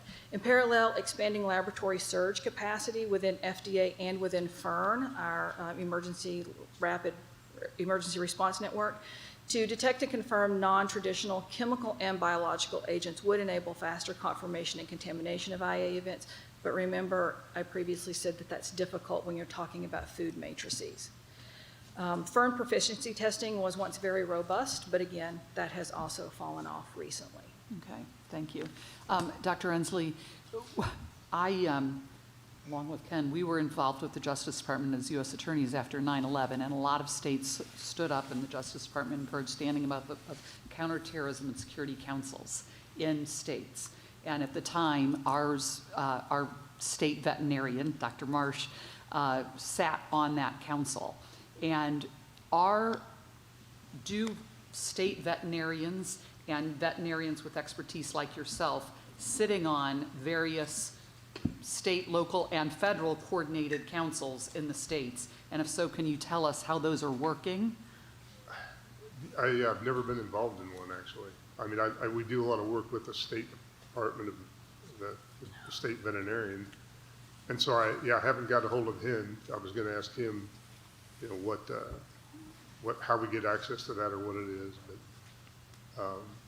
no. So yeah, and I've talked to some other veterinarians, and nobody. I don't think anybody else has had access to that or really knew what it was or what was in the stockpile or how we accessed that. Well, I think that's a critical miss, that someone to know of your that. expertise and that veterinarians probably writ large have no idea how to access the veterinarian stockpile if necessary. So, okay, turn it over to Ken. Thanks, Susan. I just wanted to follow up on I think you were listing the various intentional adulterations, and I think you had the UK example. I guess there was one that seemed like a terrorist attack, or it was terrorist motivated. Are there any examples of terrorism motivated adulteration efforts in the United States? So we had the biggest bioterrorism event that was through food, was the Rajneeshi commune, Yeah, this is 1987? That was in What 1987. are you calling it? It's the what? The Rajneeshi commune. So there was a religious cult that was wanting to gather more land and have appropriate zoning in the Dalles, Oregon. So in their laboratory, they grew Salmonella typhimurium, and they spread it across salad bars prior to the election so they could incapacitate voters. Wow. Yeah. Okay. They made several hundred people ill in that attack. Any other attempted incidents? There have been incidents in the U.S., not necessarily from a terrorism perspective, that are in the public space. So does it seem like it would be an appealing vector of attack? I mean, just sort of, if you're a terrorist thinking, okay, how can I impact the maximum number of people? Okay, so I come from a little bit of a biased perspective, right? I know the food industry well. I've worked in major multinational food companies, and so I understand how food is produced from farm to fork.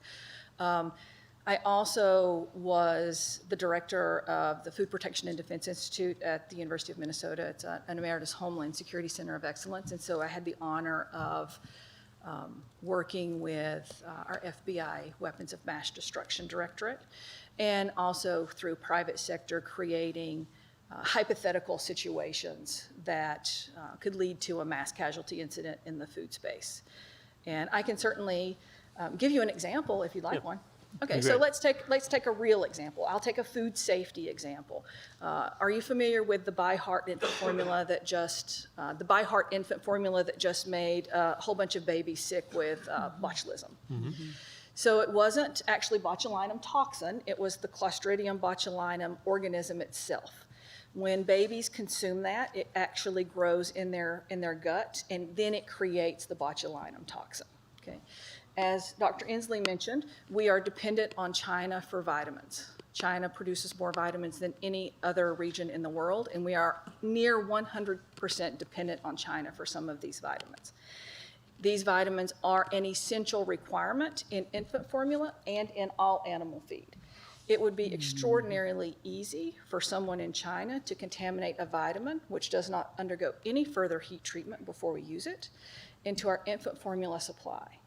ByHeart impacted a handful of infants because they had 1% of the market share. Imagine if one of our major manufacturers of infant formula that is purchasing vitamins from China, they have to, that's the only place that makes them, was contaminated with Clostridium botulinum, and now it was pervasive in our infant formula. Imagine the blowback that you would have at a federal level when mass casualties of infants were occurring. That is completely hypothetical.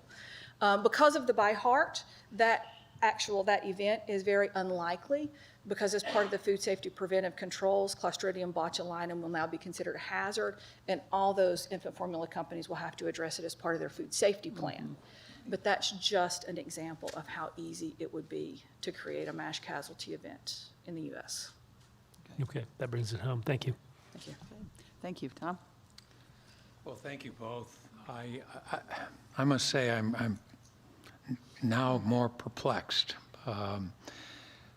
I think most Americans have a high degree of confidence about food safety. They go into the grocery store and don't worry about what they're buying. They eat whatever they buy, and oftentimes it's not cooked, and so there's plenty of potential for negative reactions. And yet, from your presentations, the impression I have is that it's been a fairly, I mean, there have been incidences, but not that regular, and they're not that consequential, with a couple of exceptions.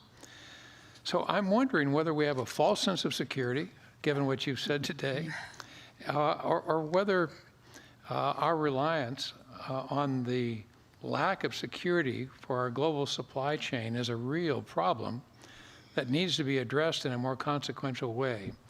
And if we were to do one or two things to address the lack of security in global supply chains today, what should they be? And how can we do it without scaring the population about the food they're eating or the restaurants they're dining in? Yeah. I'll ask both of you that question. Well, for me, it'd be produce it in the United States. Why don't we? I don't know what the reason, why, how the market ended up like it is, but at one time we raised, or we were able to manufacture all the things we need in the United States. Mm-hmm. So your answer is we ought to be more domestically inclined. Right. Yeah, and I agree with that. I think there are some critical foods and food sources where we have a foreign dependence that is not necessary. I think that it was done from a cost perspective. The population gets upset when food costs too much. So in an effort to keep food, cost contained, we have offshored production to lower cost geographies, and that's created That's this sort of foreign my dependence. reaction. I mean, that is the ideal answer, is we ought to be more domestically oriented. That's probably not likely to happen, at least for the foreseeable future. So if that's not likely to happen, and we know we're increasingly reliant on a global food chain that is not very secure, I guess the question I have is what actions are within our reach that can address that insecurity that nobody today even recognizes? Yeah, so I'll start from not an animal agriculture perspective. I'm going to leave that one to you. From a food perspective, we do have a lot of foods that are coming into the country already. We already have the intentional adulteration rule that's in place, that's requiring those food companies to meet those requirements.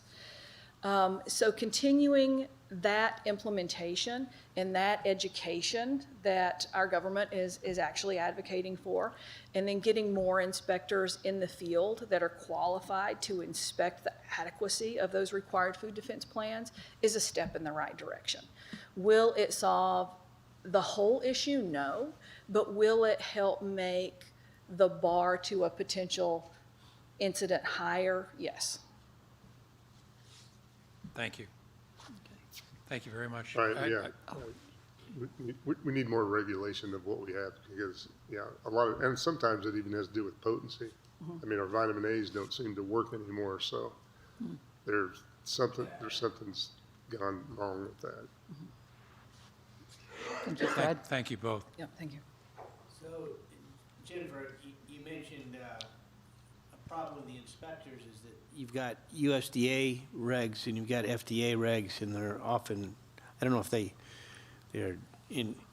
contradict each other, but somehow they ought to be harmonious. And I'm just wondering why OMB, Office of Information Regulatory Affairs, hasn't smoothed this transition. I don't know whether the Congress, whether it be Energy and Commerce Committee or Ag Committee, is focused on that. But I wonder if you could provide us, maybe not today, but later on in written, some of the discrepancies that ought to be corrected. Those of us here, we still have some influence with our former colleagues. And I'd like to think that would be a legislative solution that we might be able to promote and actually see occur. So I can give you a hint. The FDA-regulated facilities are by far the bulk of the food that we eat. And they, with the IA rule, shifted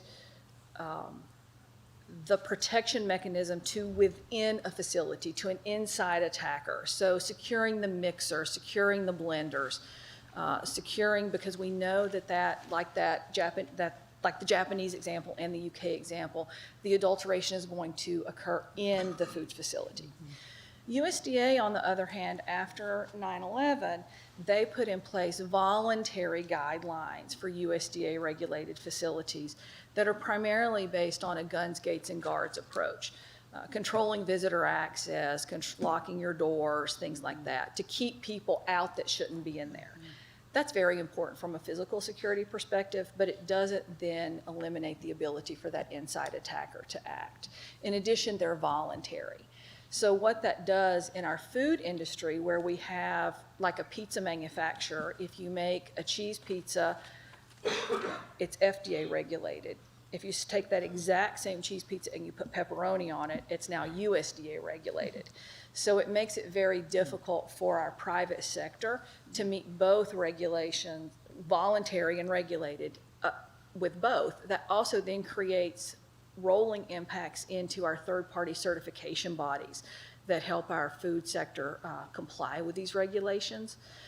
So it just creates a disconnect that if we could close that down and get them a little bit closer, even though it may be more regulation, it would be less burdensome to our private sector.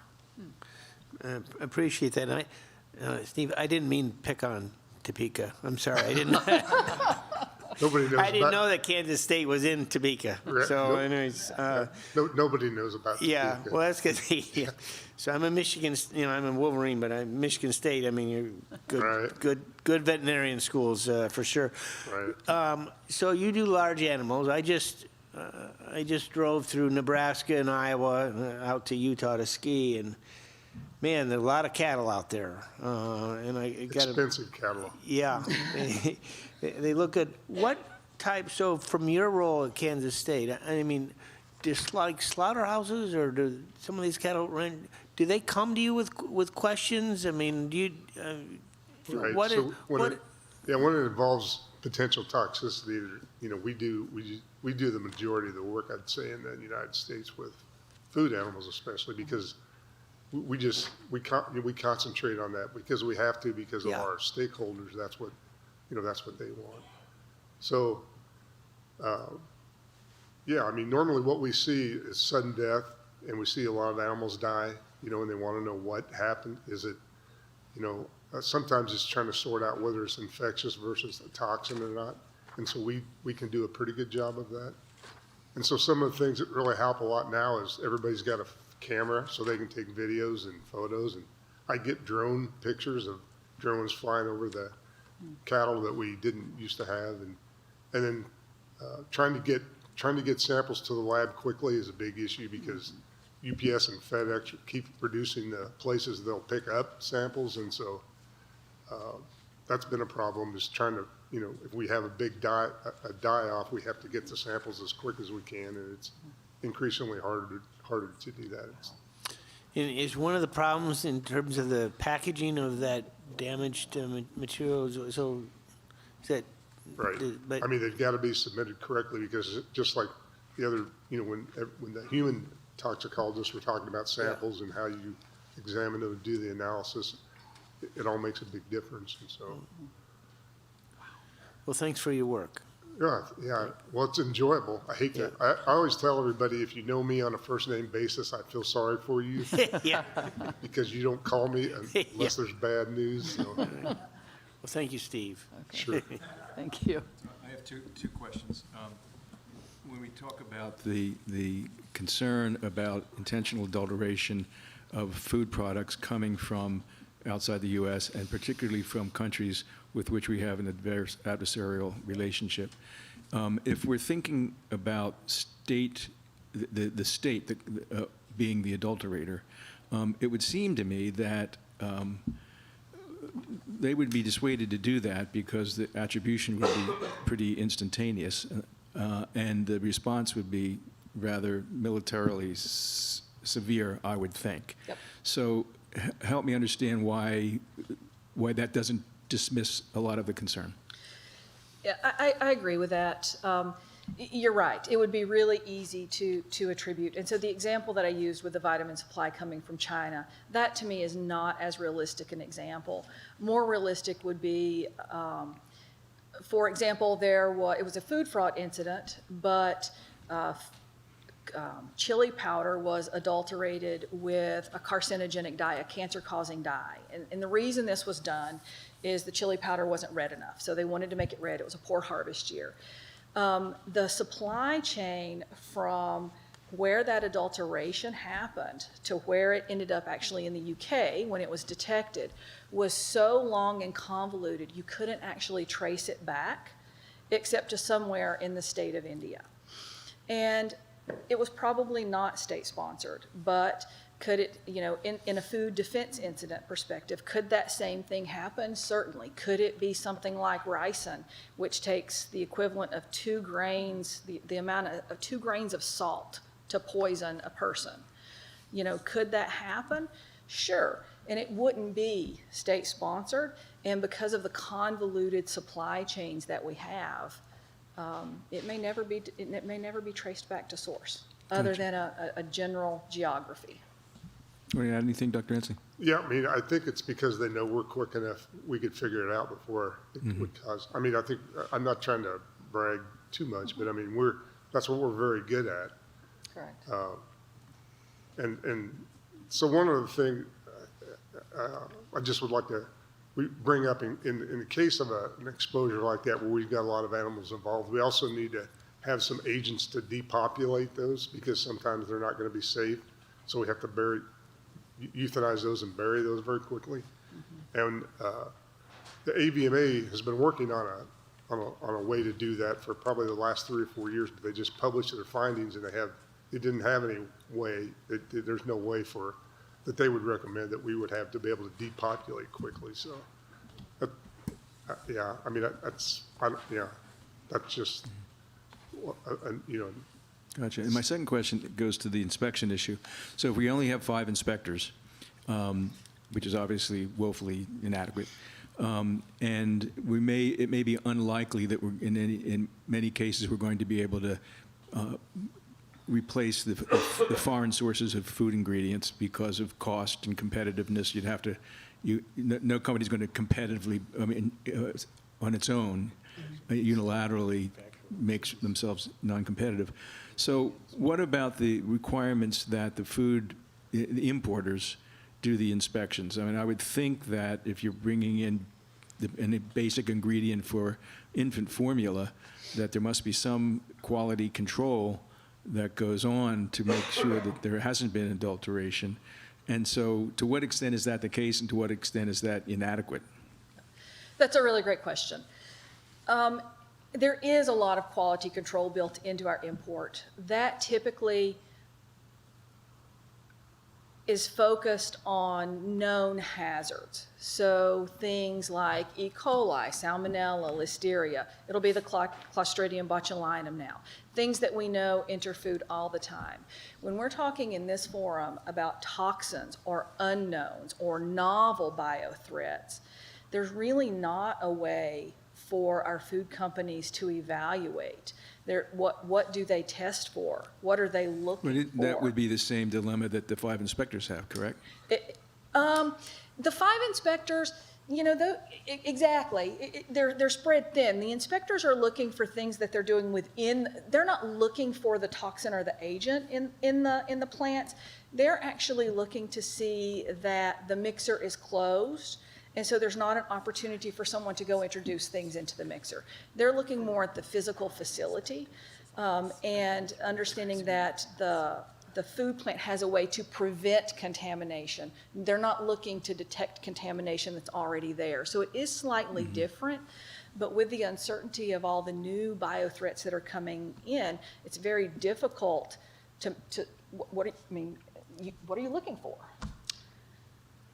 Right. Yeah, we've got a lot of ways to look at things. So we have one we call the CSI screen because everybody knows that from TV. Right. And so we can screen a lot quickly, but it's not a poison screen. Everybody wants a screen where we can look for all poisons, and we haven't figured that one out yet. Yeah. Okay. Thank you both. Yeah.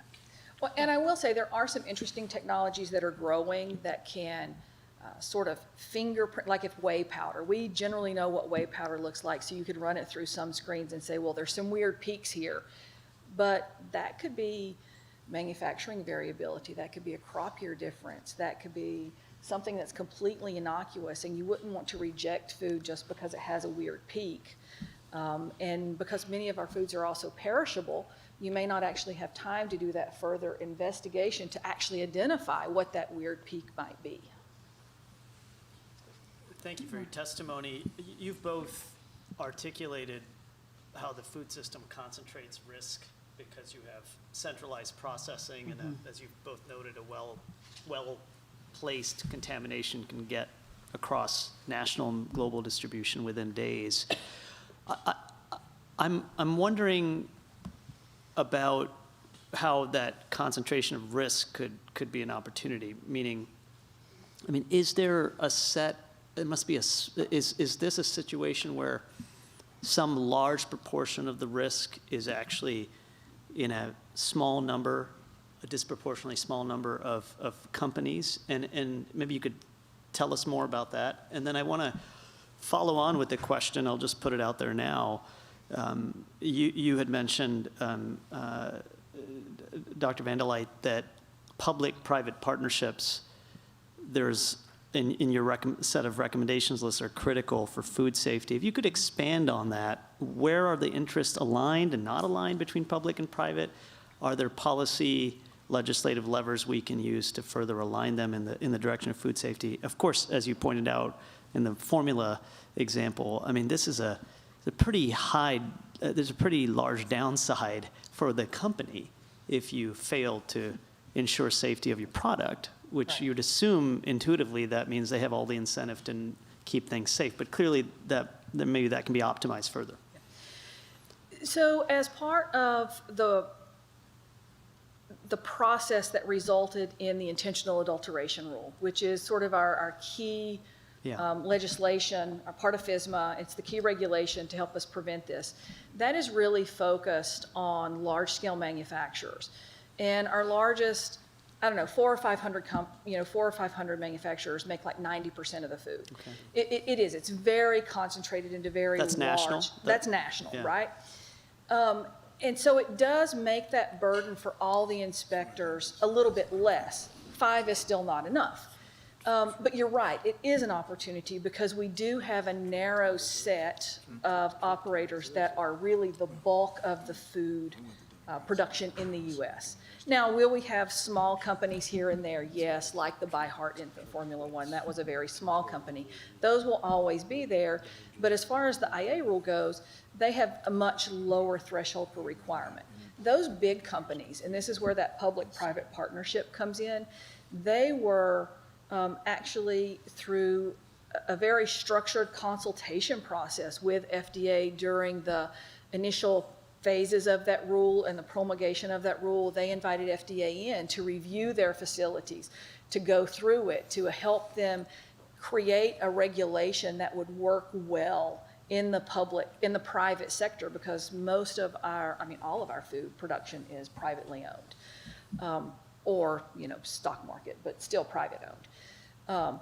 And so continuing this conversation, reinitiating the government and the sector coordinating councils, so that there is this sharing of information so that the sector can understand what the threats are and the government can understand what the actual in the plant supply chain issues are.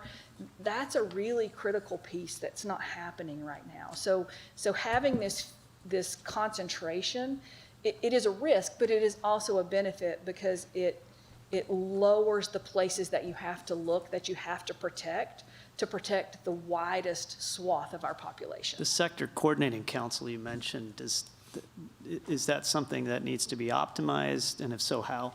Yeah, so prior to this most recent year, our critical infrastructures would host, each of our critical infrastructures would have a government and a sector coordinating council.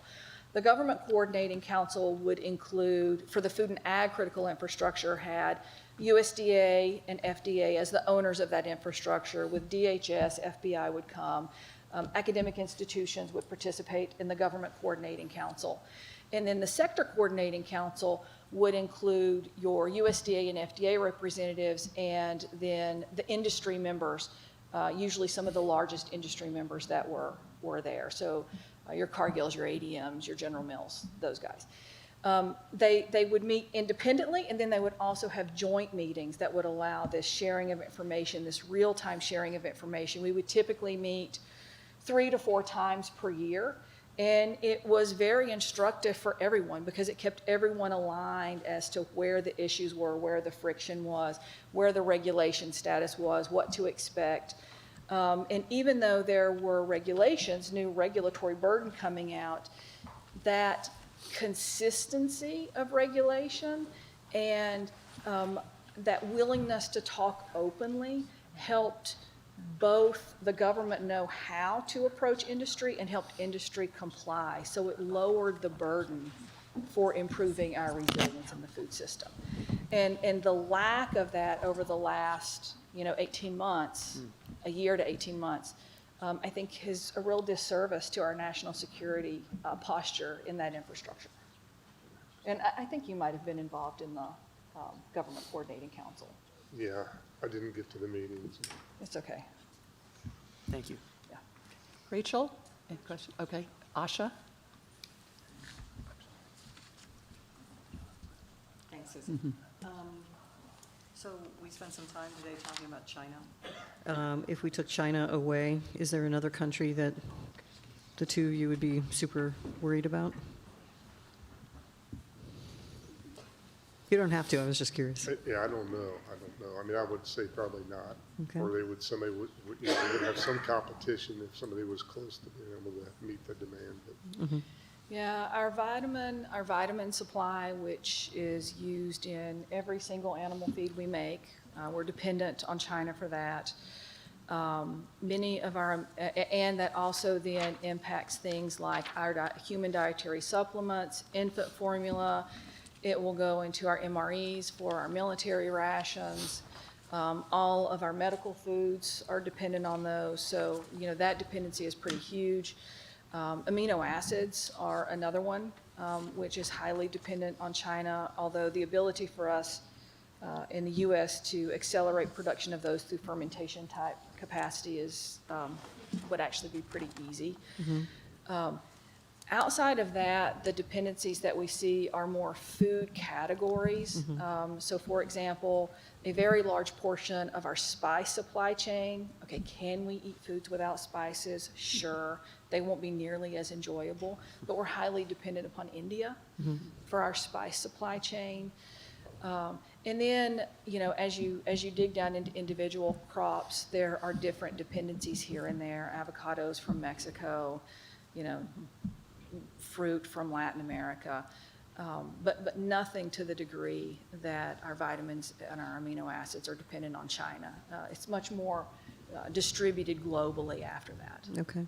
And in terms of the vitamin situation, it's two things. One is that they have a few things. They have the facilities over there, physical facilities to produce. They have cheaper labor costs. But also, that we are either sending them the material with which to put into the facility, or they are getting stuff to then put into the facility to produce and then send back, correct? Yeah, a little bit. So they do, it's not really it is a little bit labor. Our vitamin production, in the U.S., it's difficult to build a new vitamin plant with environmental regulations the way they are. So China was much looser for many years around environmental regulations. I think they recognized, I don't know, that they recognized that this could be a global trading advantage for them.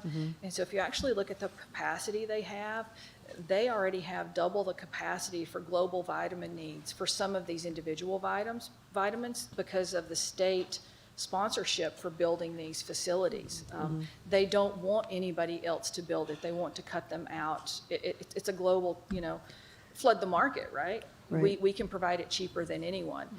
And we've allowed that to happen. Okay, so if we've been just trying to think about bringing this production capability back.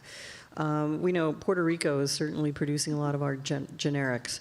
I'm just trying to think how resource intensive would it be to bring everything back to the United States?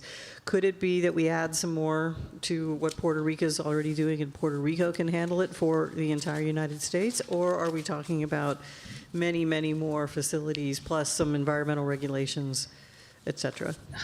That's a really great question, Asha, and I'd like more time to actually think about it and talk to some experts. Okay. But from what I know today, just from the top of my head, we're not talking a lot of facilities. We're talking a handful of facilities. Okay. With our fermentation capacity growing and the ability to make really novel compounds through fermentation capacity, and through some of our biggest food companies in the world having really advanced fermentation capability, I think it would just be a matter of making it economically feasible for them to onshore production. I honestly, I think... It's not the technical challenge. I think that when we're talking to the White House about some of this, and we've been talking about onshoring anyway for so many other things, I think we should just add this to the list and let the president talk about not just chips, but VITs. I think he'd probably be all over it. Yeah, exactly, and that's it. And, with chips and you know, your critical minerals, there are some real supply chain issues that prevent us from onshoring that as much as we'd like. You know, Not so much for this. not so much for this. Yeah. B12, I can grow it in a fermentation tank. Right. I just need to isolate it on the back end. It's just a little more expensive Okay. to do it here than it is in China. Do we have a veterinary poison control system the way we do on the human side? No, we need one. We need one. We do have, FDA does have a vet learn group, and we work with them a lot. But we don't really have, I mean, we're kind of the de facto call-in because nobody else is doing it. There is one other group in Minnesota that does veterinary poison control as well. Just small animal.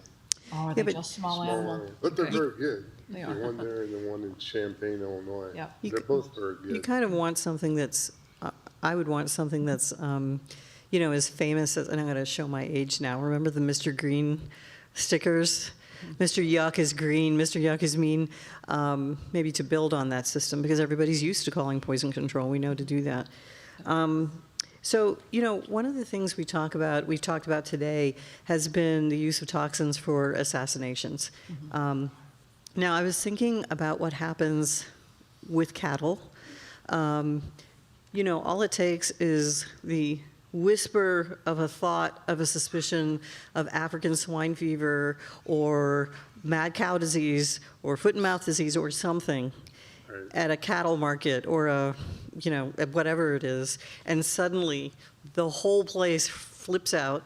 Those one or two animals are separated from everybody else, and, you know, everybody moves into action. People are called, stuff is happening. But at the same time, our economic people find out about this, and suddenly cattle futures go down, like just like hundreds of points in a few hours. So, you know, we understand there's this economic sensitivity. My question is this: if somebody were to use a toxin against an animal, would the same thing happen? Right. Yeah, they would respond similarly. And I mean, there's a lot of things that could be used, you know, that are low cost but highly potent and things we normally have around. And Yeah. So So to me, you know, in the first example, that's just an infectious disease thing, right? So everybody gets scared because obviously it's not going to be just one or two. It's going to be a whole bunch that have it.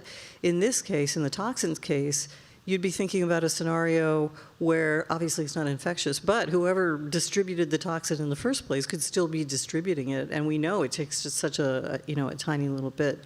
So I don't know. It's just something that I think we need to consider when we're thinking about the economic impacts. Do you mind if I add something there, Dr. Inslee? what? Do you mind if I add? On that particular one, remember how our human medical toxicologists talked about many of the illnesses in humans would just present as gastroenteritis or stroke or something normal. These toxins may present like a mad cow disease or an African swine fever. And so until you actually get into the diagnosis and the root cause of that, they may think it's one of these infectious diseases.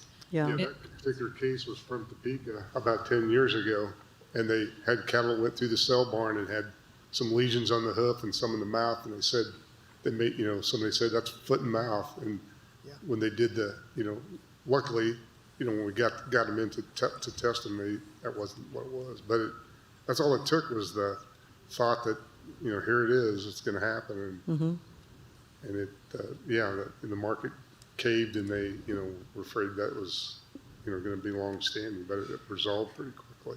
Well, so I think that, we've talked about biological toxins today. A lot of it has been about using it to attack or threaten to attack. And obviously there's this huge national security issue and now an economic security issue that is tied to the national security issue. But when we look at FDA, or even let's pop it up to the upper levels, HHS, and you look at USDA, while they're perfectly aware of the potential, negative impacts of toxins being introduced or toxins being used, et cetera, I don't think, we don't consider those two departments to be national security agencies. And yet, we're sitting around talking about huge national security problems that could occur now. This is not some, fanciful, theoretical conversation. Do you think that it would be worth establishing dedicated national security positions at USDA and at least at FDA, if not up at HHS? So there were, and they're not there now in the past year. So FDA and USDA, as leads for the food and ag critical infrastructure, had dedicated personnel from a national security perspective to think about national security and counterterrorism and do this cross agency collaboration.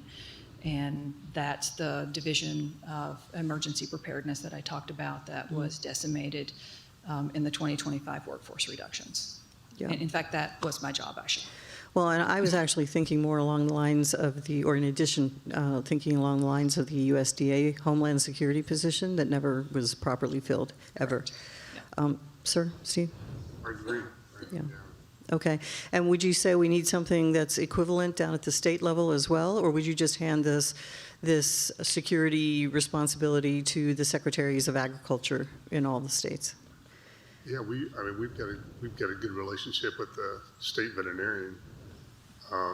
But I did ask him one time, I said, we have a lot of reasons why we would, recall or have a hold if there was an infectious disease thing. But I said, what toxins do we need to worry about if we find those? Do we need to, get you involved? And he said, we don't want to know about them. So. Who is this, the Secretary of Agriculture? No, that was our state. Oh, the state veterinarian. Oh, okay. And so, I mean, it's a little bit in jest. Yeah. So for Okay. toxins, Okay. I think formalizing those positions from a national security perspective, maybe still having them embedded in their original organizations, but funded in a stream that's not subject to the year-end budget lapses, I think would be really important. But you mentioned SLTT, state, local, tribal leaders. Those are also very important because, as our previous panelists talked about, communication, and communication in an event, response almost always happens at a local level. And so there has to be proactive, pre-designed methods of communication so that the local event where it's occurring can communicate upwards to create a national whole of government response, and that resources can then be flow down back into that local level to manage the response. So I think it does involve that coordination. Okay, so I'll just make one more comment and then I'll hand it back.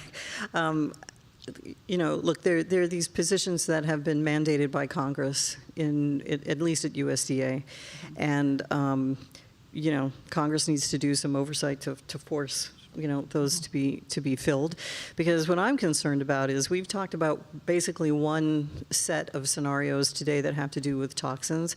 If we have something big happen, that is just talking about being way too late.